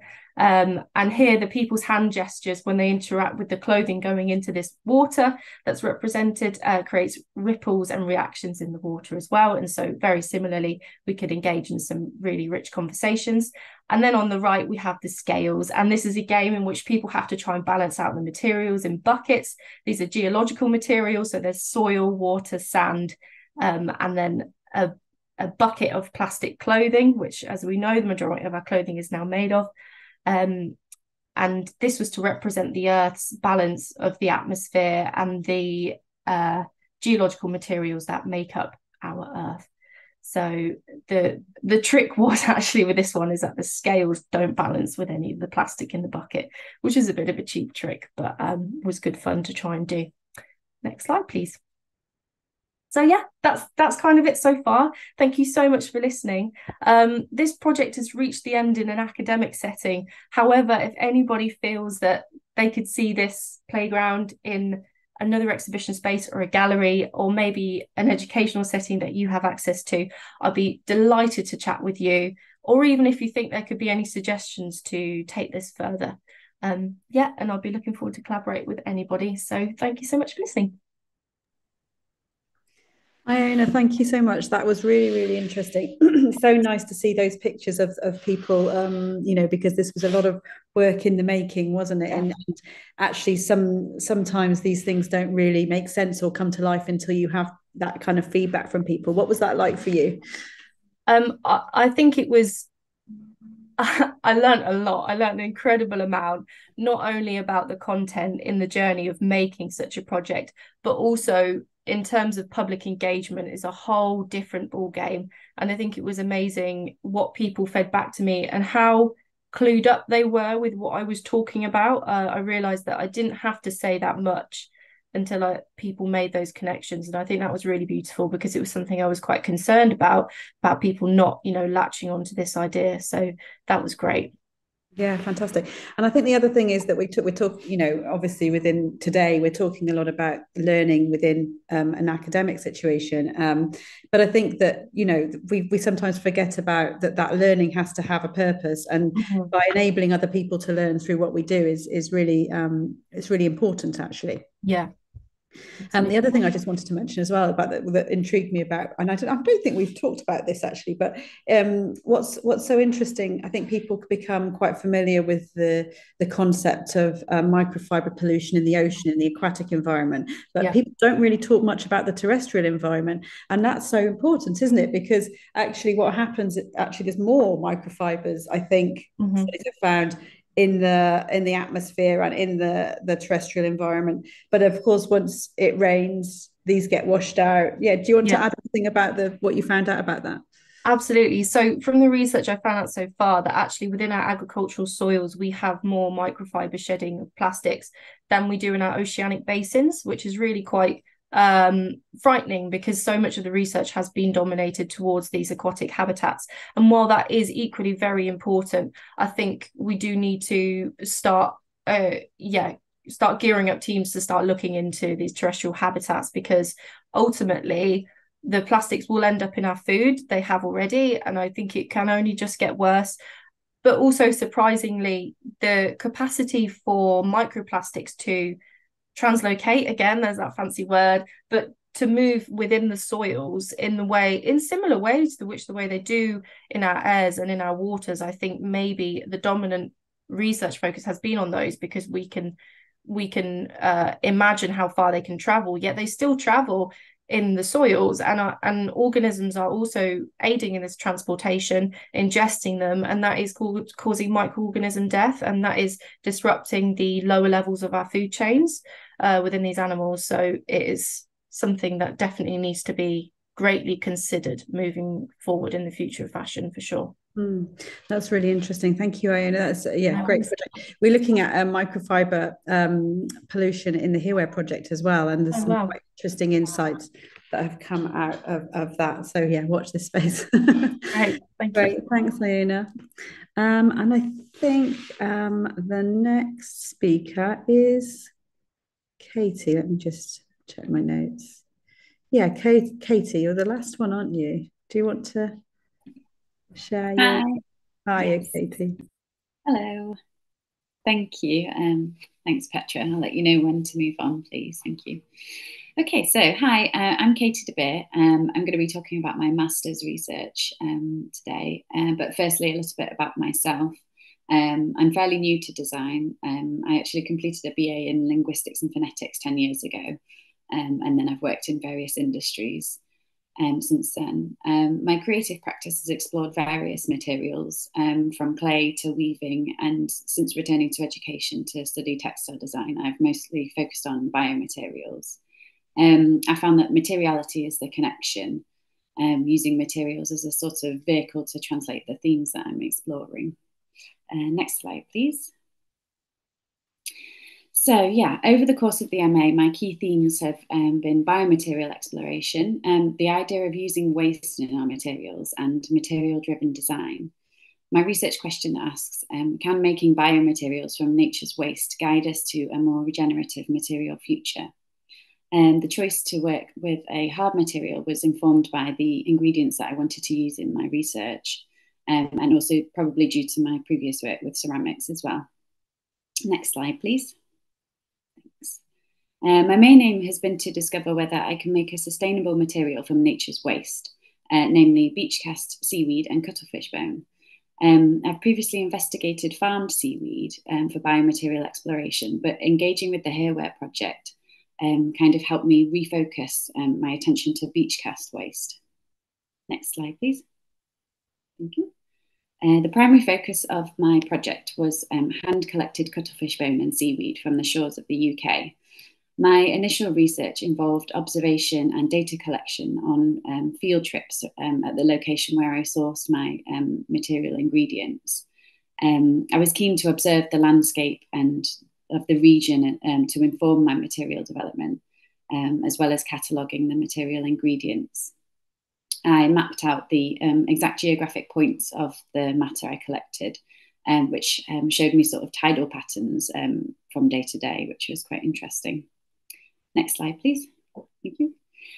I've focused on waste from nature as I wanted to investigate the idea of borrowing natural matter for material development. In essence, taking natural matter, utilising this for material development, then allowing the materials to return to natural earth cycles. This is with the expectation that my material is, since it's made up of natural ingredients, it will biodegrade without causing harm to the environment. Next slide, please. Throughout the project, I've often questioned, is there really any waste in nature? The study of nature obviously tells us that it's evolved over millennia and uses its resources efficiently across all of its processes. I've really tried to consider the ethics of using this waste and the potential impact on its immediate ecosystem. I felt it was really important to question to what extent this resource can be exploited, how much is too much.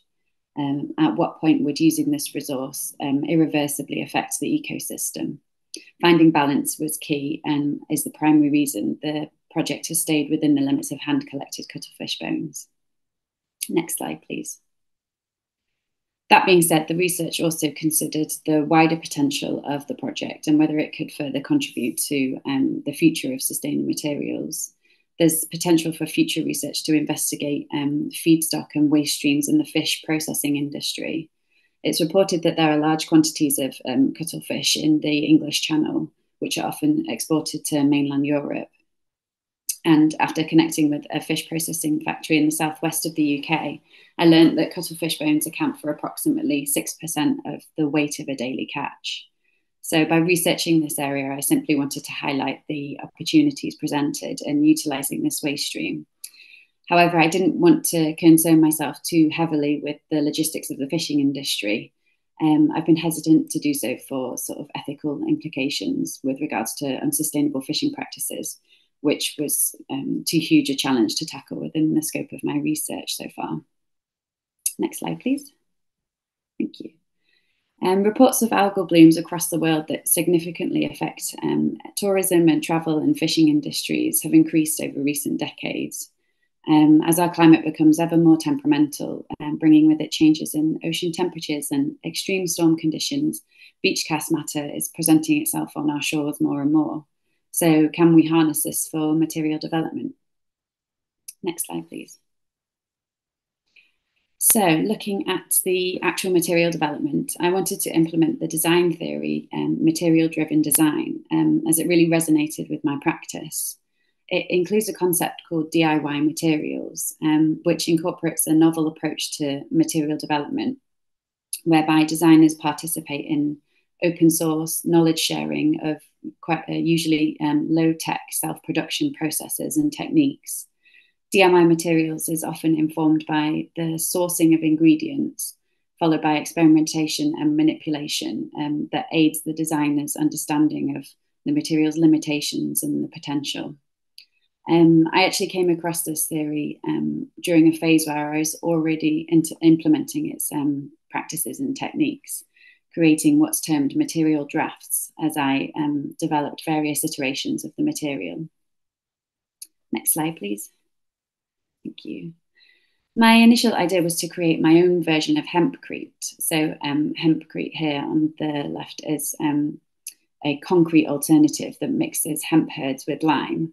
And it can be formed into prefab blocks or sprayed onto walls. My version would have used seaweed in place of the hemp herds, binding the composite material to form blocks. However, in my experiments, I found that the seaweed would not bind, as you can see, and it wouldn't bind with the lime, sorry, and just crumbled when removing it from the mold. Next slide, please. So yes, if you're a material scientist or a biologist, you might have predicted this outcome. But as a textile design student playing around with open source biomaterial recipes in my kitchen, and for a short period in the new bio lab at uni, I had little to no expectations about what might happen. I then did further research about the biological buildup of seaweed and why it wouldn't bind due to its hydrophobic nature. In order for me to treat the seaweed so that it might bind, research suggested that I used caustic soda, which for health and safety reasons I didn't want to touch on. So I had to pivot my investigations. Next slide, please. So for my final development, I made a cuttlefish bone biomaterial, which is quite lightweight, but also quite fragile. I spent quite a long time learning how to dry the material in various molds that I'd created. And as part of the material-driven design theory, I actively avoided thinking through applications of the material. I simply wanted to take note of the physical qualities and try to connect the visual aspect of my project to the local landscape. Next slide, please. So through studying textile design, it's allowed me to combine my creativity with the critical thinking and academic research. It's also helped me to recognise my design identity and situate my practice within the field of sustainable and regenerative material design. Being accepted onto the Hereware research project has allowed me to, given me insight into real world research projects And it's been really invaluable receiving feedback and advice from all of the collaborators. Has given me a sort of sense of validity for my work and encouraged due diligence and good design practices. Thank you. Next slide, please. And so for the future of my practice, I will continue investigating biomaterials. I'd like to take my material forward for sort of testing, such as biodegradability. But I'd also like to gain industry experience, specifically in CMF design, which is colour, material and finish. But within companies and agencies that focus on regenerative material futures, guided by research that harnesses social and environmentally responsible design. So thank you very much for listening, and please feel free to connect with me at the QR code.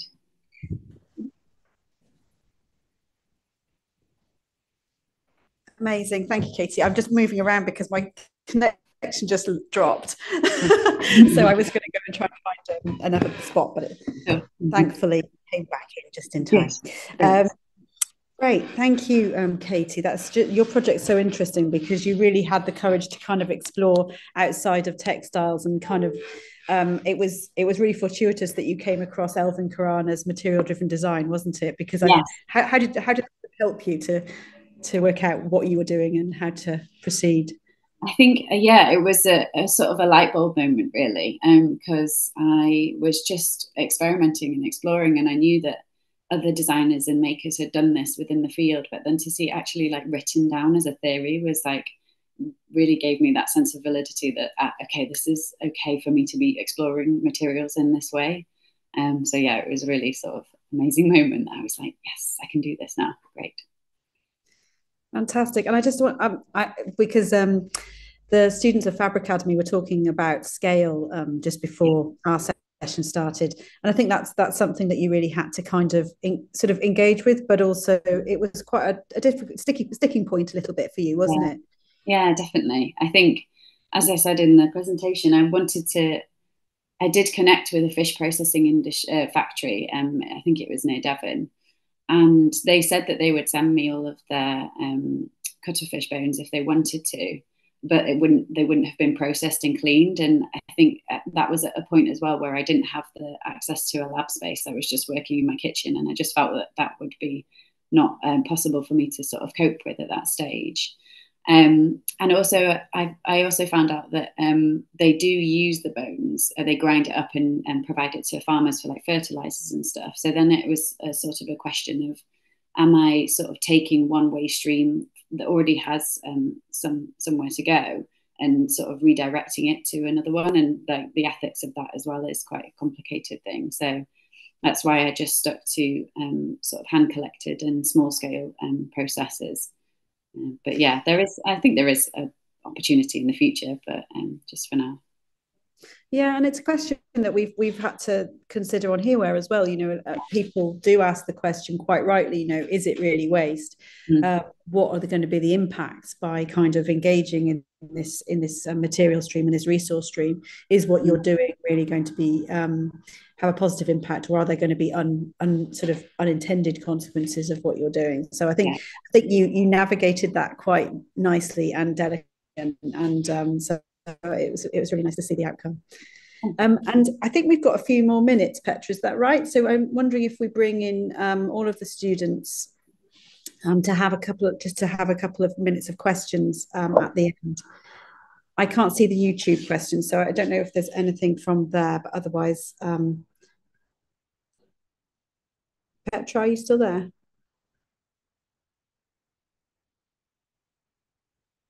No questions on YouTube. Okay, can I invite the rest of the students back onto the screen? We have a few minutes. Great, okay. Yeah, actually, I wanted to comment that I really like the intersection or the similarities between Fab Academy and also your projects, like especially the very first one. I think that unfortunately Anna has already left, but I think that otherwise you would have a very good conversation of like combining like local materials, like making like own yarns and textiles, and especially what I found like very ambitious is like applying like a natural pigment onto textiles. And this is like also the part of maybe a good question that has been asked before of scaling up, because as we know, like with the natural dyes and with the natural pigments, it's not so easy to scale it up, the production and also the techniques that we use. What was very fascinating also to see like from the very local scale of using like a local wool and also like some local waste materials to produce the pigments and the inks.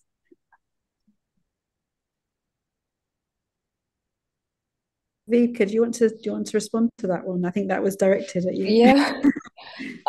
Yeah, it was definitely interesting to experiment with that. Obviously, scaling it up would be relatively hard, although I use very little material to create these pigments, and they do go a long way.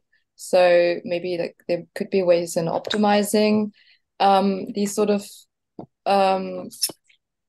pigment making techniques and yeah, and that sort of thing. Obviously, using algae is quite helpful.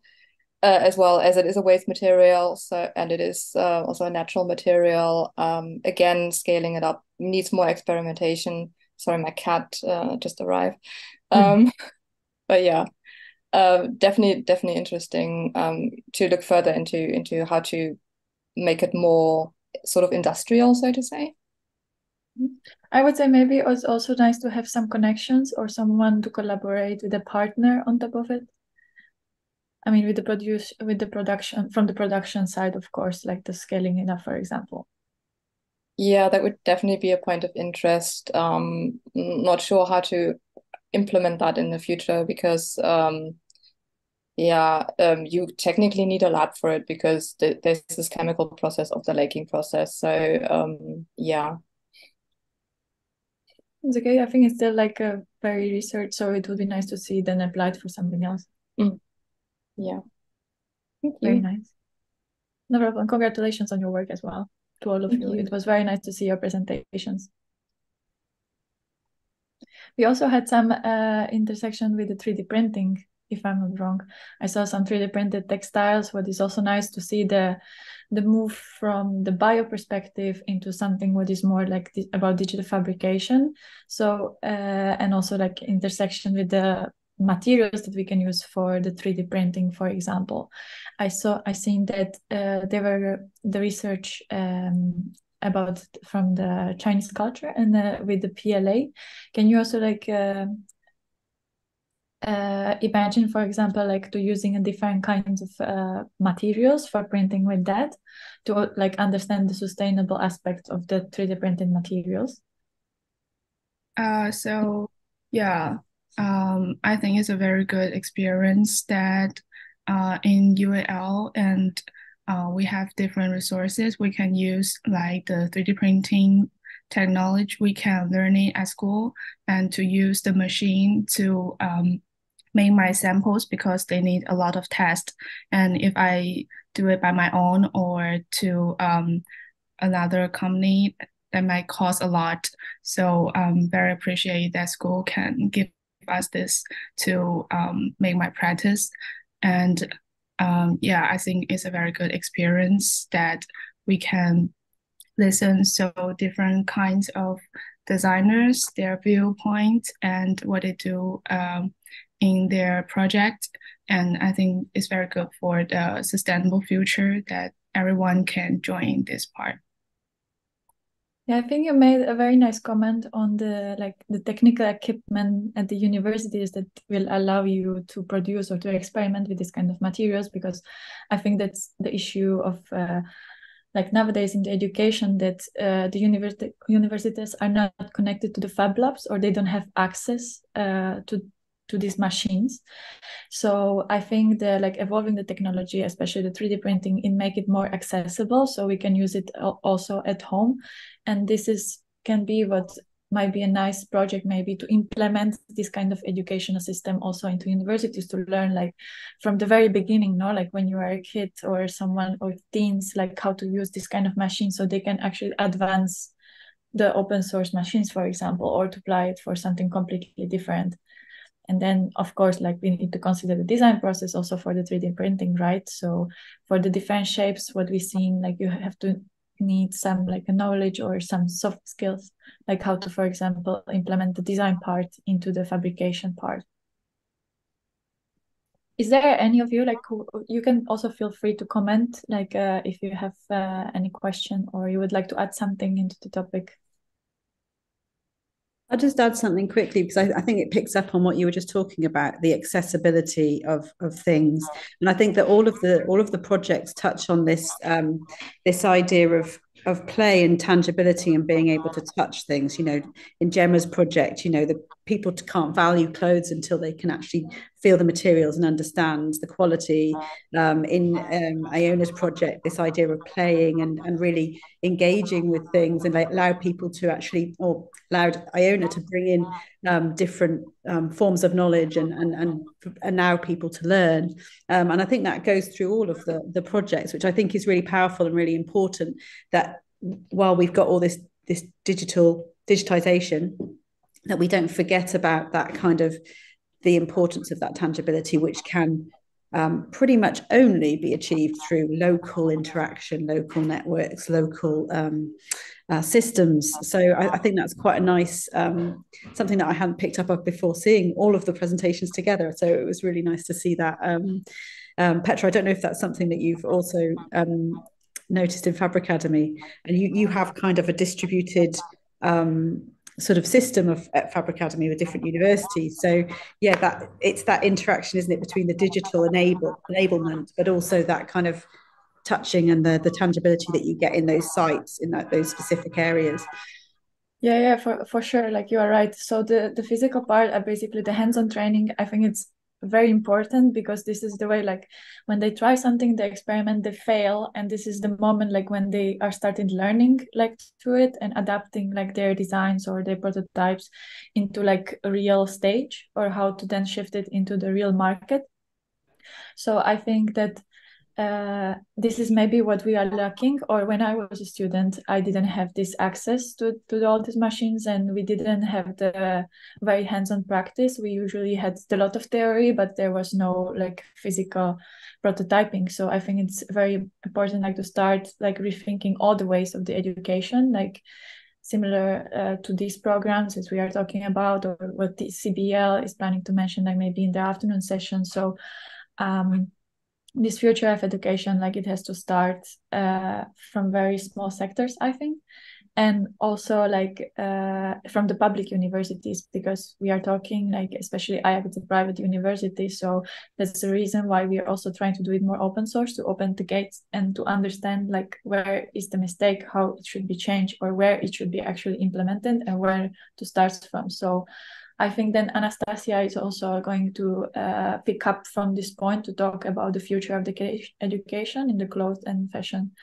sector, to develop, like, different practices and methodologies that should be applied, and actually also connect more with the industry, you know, because we had some students who, like, finish with a very tiny Petri dish, and then they try to scale it up, but they realize that there is a big gap from, like, finishing with a Petri dish and getting, like, a real product that can be sold. So I think this is now the big question mark now, like, how to create this kind of bridge between the research and the future application of it. Yeah, for sure. I'm wondering if we could, we've got maybe 5 more minutes. I'm wondering if we could ask, just on that note of what the future of education might look like. I'm wondering if each of the students would think of something that's been the highlight of your education experience, that you think is really important to include and continue and to keep going with in the future. I don't know if anyone wants to start. Gemma, you're smiling. I'm going to pick on you. Okay. All I was thinking, for me, Fashion Futures, it's been an extraordinary experience. And I think what's really brilliant about the course is it's looking at the future of fashion, but everybody's got such very different perspectives. You know, if you think about Iona and I, you know, we're both interested in sort of the planet and changing consumption habits, but we're looking at it in such very different ways. And I think the ability to have that sort of variety of approaches is really invaluable. And, you know, if you look at a lot of traditional masters, they're very sort of linear. They follow a very particular route that's very related to kind of getting to an end product. And I think this ability to sort of look sideways and think about really different things has been extraordinary, actually, for me. Fantastic. Katie, do you want to go next? Yeah, I think similar to what Gemma was saying, I think having those core themes of socially responsible design and environmentally responsible design, I think that's been really pushed onto us throughout all of our throughout the whole way of our course, really. And I think that's helped to guide us on our projects. And like Gemma saying, it's not just about the final outcome. It was more about the research and the thought that was put into it. So I think that's like essential, and I think that's what brought me to Chelsea as well. So yeah. Great, thank you, Katie. And you, what's been the highlight for you? Hi. I think the most important is that schools have many resources, can let different kind of student to make their unique experience with their project, because we always want to try different things. Like wave and knitting, we all need different kind of machine, and some of them are very expensive or very big that we can't have them with as our own. So I think schools can make that machine together, and we can try different kinds of ways to different experience. I think it's very good point. Brilliant, thank you. And Iona? Yeah, so I think also similarly to what Gemma was saying about the particular structure of the MA Fashion Futures course has been incredible in its flexibility to accommodate different research interests. And specifically for me, I think the fun that I've had with collaborating from people with different disciplines as well, and the capacity that the course has enabled for me to do that and to work with other people. And my project would not have come about without lots of support from people with different talents, specifically from other professors, even in different universities, for example, working in the sciences. We have the digital lab as well, who helped me with the tech side. And then also I've had other people help me with the construction, etc. So I think the capacity for that flexibility has been really incredible. And I'm sure Gemma agrees with me that we have some amazing course leaders as well and supervisors. Yeah. So the capacity to collaborate is a really interesting one. Thank you, Iona. And Viv? Yeah, I think for me it was this whole thinking about the bigger picture within textile production and design. So taking into account all elements that make a fabric, and not just making a pretty thing, but also looking into sustainability, material usage, ethical production, and that sort of thing. So I feel like education is more and more going into that direction, which is sort of imperative in today's textile and fashion industry, which is a good sign towards the future. Yeah. Brilliant. Thank you, Vibeke. So some great points there to maybe discuss later, Petra.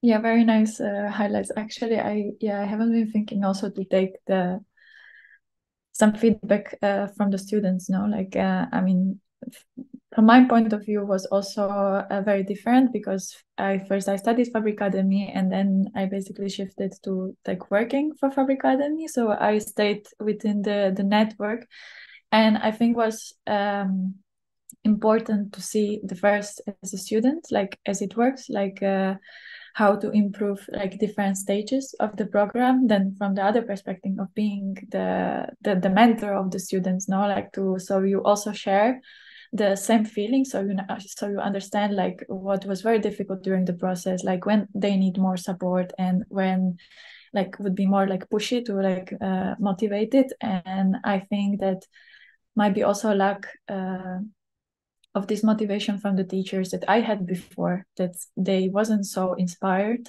of what they are doing. So I also think that the mentor itself has to be like very motivated, and to know how to motivate the students, and to share basically his knowledge, and to don't be scared of saying like, I'm not completely sure like how to do this, but I'm sure that we'll find a way like how to manage it and how to research on that together.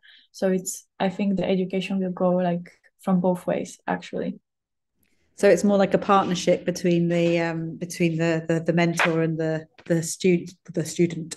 We should say researchers, really, because you guys have all done incredible research for your projects, and it almost feels a bit wrong to say student, because you're exploring everything from your own motivation and initiative, and it's been incredible. So thank you.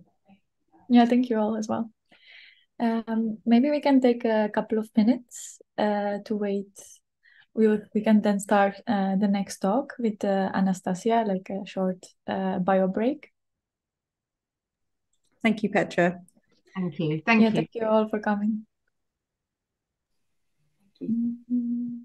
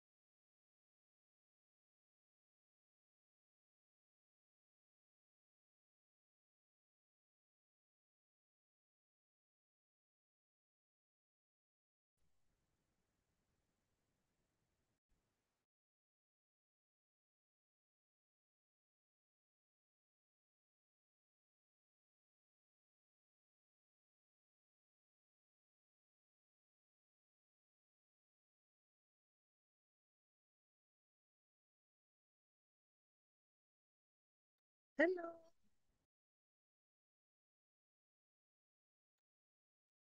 Hello.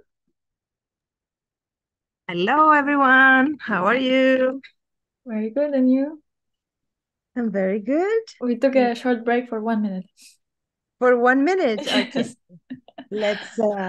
Let's wait for 1 more minute so that I can load a little bit of a short presentation. Yeah, sure. You will be sharing your screen, right? Yeah, I will present briefly this project, and I will share my screen as well. Okay.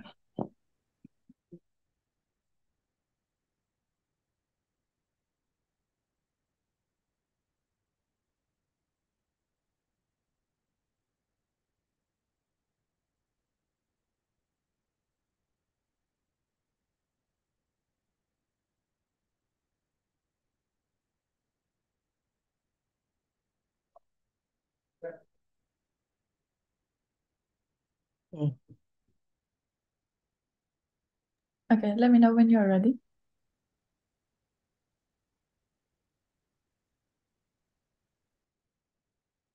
Oh, I am ready. Hello, everyone. Very nice to be here in the TCBL Days. It's been many years that I form part of the Textile and Clothing Business Lab and network since the European project. My name is Anastasia Pistofidou. I am the co-founder of Fab Textiles Research Lab in 2013 and of Fabricademy, Textile and Technology Academy. And today I'm connecting from Borås, from Sweden. Borås is how many people say the contemporary European Silicon Valley of textiles. It has a long tradition of textiles together with the Swedish School of Textiles, which is cutting edge education. And we are currently in the consortium partner meeting of a European project that I will briefly present to you. Let me share my screen. So the European project that we are in the middle of it currently, we are just 1 year after its beginning, has to do with creating a new educational models for the circular and digital transition of the textile and fashion industry. So, excuse me, I need to.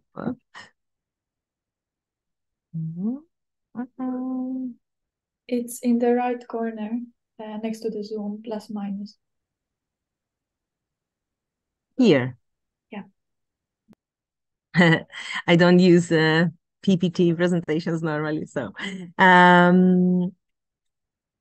So Transitions is an Erasmus project of strategic alliances for innovation, not the normal Erasmus projects where they are more university, only on university as partners, but it is combining other types of education that happens outside also of the school, of the formal school.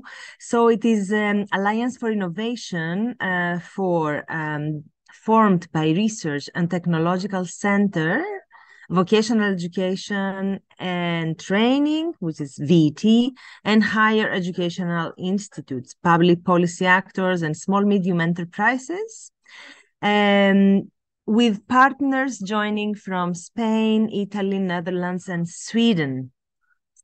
And the objective is to create a new a modular training that will boost the transition of the textile and fashion sector toward a circular economy through this innovative training model.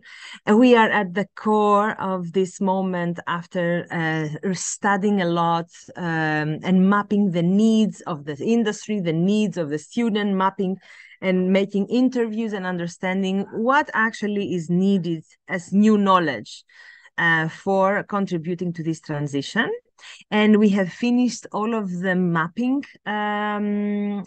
process. So we did mapping the new materials, mapping the new trends in textiles, mapping the digital manufacturing technologies, and we are now developing the modular training, which means that we will compose small units of learning into bigger chunks of themes, and we will be able to offer this training for free for this pilot project of transitions to the different locations in Italy, Sweden, Spain, and Netherlands.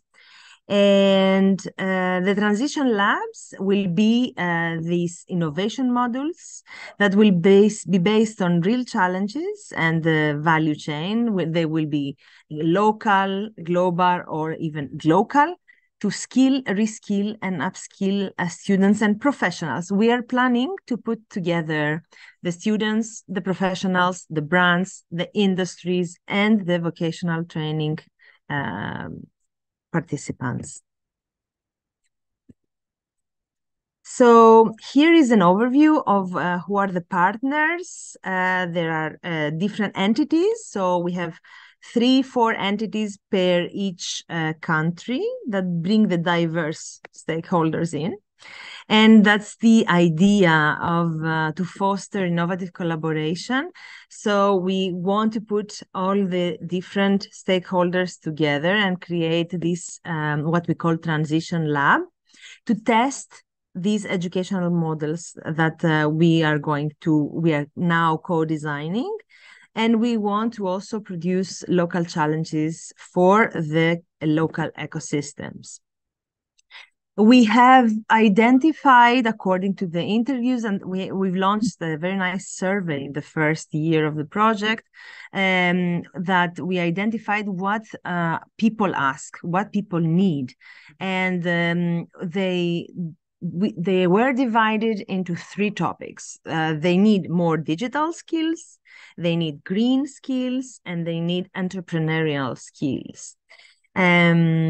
So basically, the reason and why are we doing that is because we want to address the main challenges of the textile and fashion sector.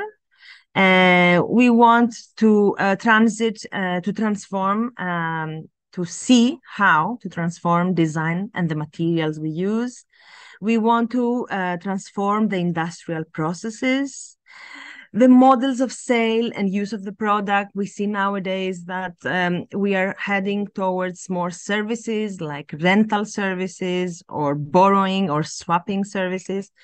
Also a lot to do with closing the loop. So what happens to after the products are the end of life of the products? What is the post-consumer product textile waste and how this is managed?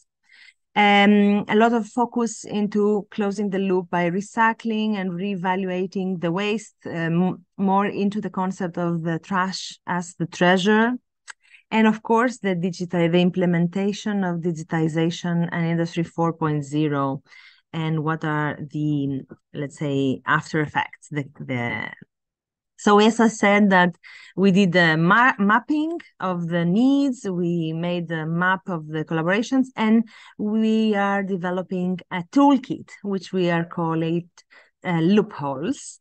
And here I will stop sharing because this part may be quite, let's say, it's pure statistics and data about the survey and what were the outcomes to understand what the people need. But I will jump directly to the loopholes toolkit, and I will navigate into that. It's a website that everyone can access. It's called circularloopholes.net. And it's a loophole toolkit. It divides the topics into 4 main pillars: digitization, stakeholder engagement, which I will explain a little bit more later about what it is, sustainability, and business and finance. So we have tested this with different companies and brands, and currently we are making each of the topics as a learning unit. So in the digitization, what one will find topics such as advanced sorting technologies, with post-consumer waste, implementing for example, computer vision in order to be able to discard pieces and choose which ones they can be reused. Augmented reality showrooms and try-on, blockchain, digital product passports, for example, to enable traceability and transparency for the products. We need to implement these digital product passports, creating avatars and digital twins, creating runaways into digital worlds, and in implementing the topic of customization and personalization, web tracking, understanding what the customers are needing and what are the trends according to tracking them through the web. Virtual sampling, which is something that companies need a lot in order to be able to place purchases. And then the wear and tear concept, which, for example, if you navigate into each of the topics, you will be able to see what is the concept. You will see how this it evolves into different categories. For example, wear and tear. You will talk about product durability, user behavior, sustainability and circular economy, maintenance and aftercare. And then you will have case studies. For example, in this wear and tear, in order to be better able to understand, you will have Patagonia Worn Wear program, where Patagonia collects data of the projects, the users, they can bring back their garments, and then the items are assessed. Where did the garment break? What can we do to make it better, to design it better so that it doesn't tear in this place, and things like that. And you will have different references also, academic references. And then we have the stakeholder engagement. And this is very important because in all of our studies and surveys, the outcome is not only about fair labor practices, it's not only about making the transition towards sustainability with new materials, for example, but it's how can we engage the community, how we can co-design with the user, how we can have fair labor practices, and how can we adapt to new models of fluid fashion, for example, these rental services or swapping markets, or the fact that we don't have ownership anymore of our clothes. How can we engage with the local community, for example, implementing small-scale production in the neighborhood scale and inviting a group of people that have for fair labor practices to work on this. So how we can also give new possibilities of employment, and how we can bring opportunities. About the open source co-production, where everything is shared and everything can be customized.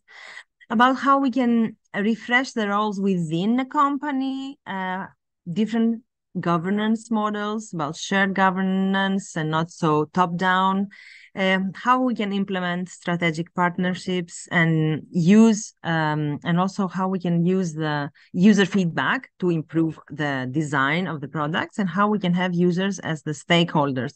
So this is the second pillar. And then we have sustainability. So we talk about sustainability strategies like collaborative consumption, design for disassembly, design for multiple user, enabling repairability, extending the life cycle of the product, how we can transit from circular to sustainable materials, joining the closed loop recycling, more than human design, post-use materials, and waste reduction. And again, in each of the topics, you have the concept, how it unrolls into the different, let's say, how you can implement it in the different ways. So for waste reduction, how you implement it by extended producer responsibility, or with awareness campaigns. And then you have case studies. And then the business and finance, which is about developing new competencies, how to implement economic resilience in the brand or the company, how to manage a company, what are the means for communication, branding, marketing, about on-demand production, person-to-person sale. And then you have product, service, ecosystem, repositioning, revenue model, and technology resilience. So these are the topics that we are currently creating the curricula for. And then afterwards, what we will do is that we will combine some of the topics into, let's say, programs of either intensive programs of 1 week bootcamp or challenge, or it will be a shorter program for 2 hours per week for 2 months. They can be both online or on in the different locations. And we will be able to offer this training from January to May 2024 as a pilot to everyone that wants to participate. It's completely open, and it's financed by the European Commission, so it's for free. And yeah, it's very exciting to after the She Makes project that was also creating curricula to empower women innovators. It's very exciting to go further into developing educational programs after having done Fabricademy as let's say the signature program that most of the people in these early presentations were part of. Now it's very nice to see how all of these topics, they come and they feed with new input this training and education, and how they are needed and also putting the different stakeholders together, because this is the problem.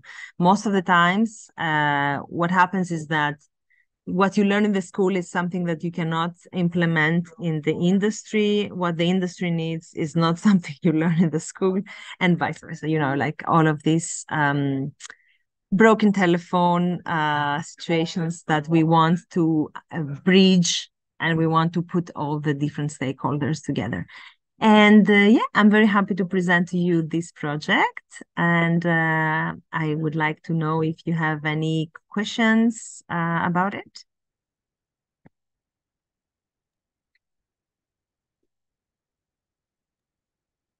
I checked the YouTube channel, but so far I can't see there any questions. If there is any of the students still connected and want to ask something, feel free, or just leave the question in the chat.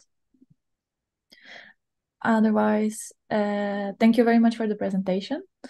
And you can also check out more about the project on the website, transitionproject.eu, if I'm not wrong, if it's correct. And you can also check out the loophole games.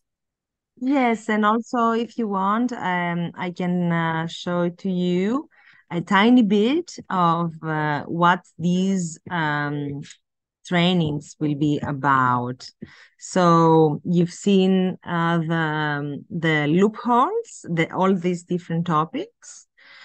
But now, for example, we are imagining, I will share my screen again. So we are imagining, for example, one course that will be about virtual and augmented fashion design. And it combines 4 topics from the digitization of the loopholes, these 4 topics. And we imagine this course being, for example, online, weekly, 2 hours per week for 12 weeks, something like that.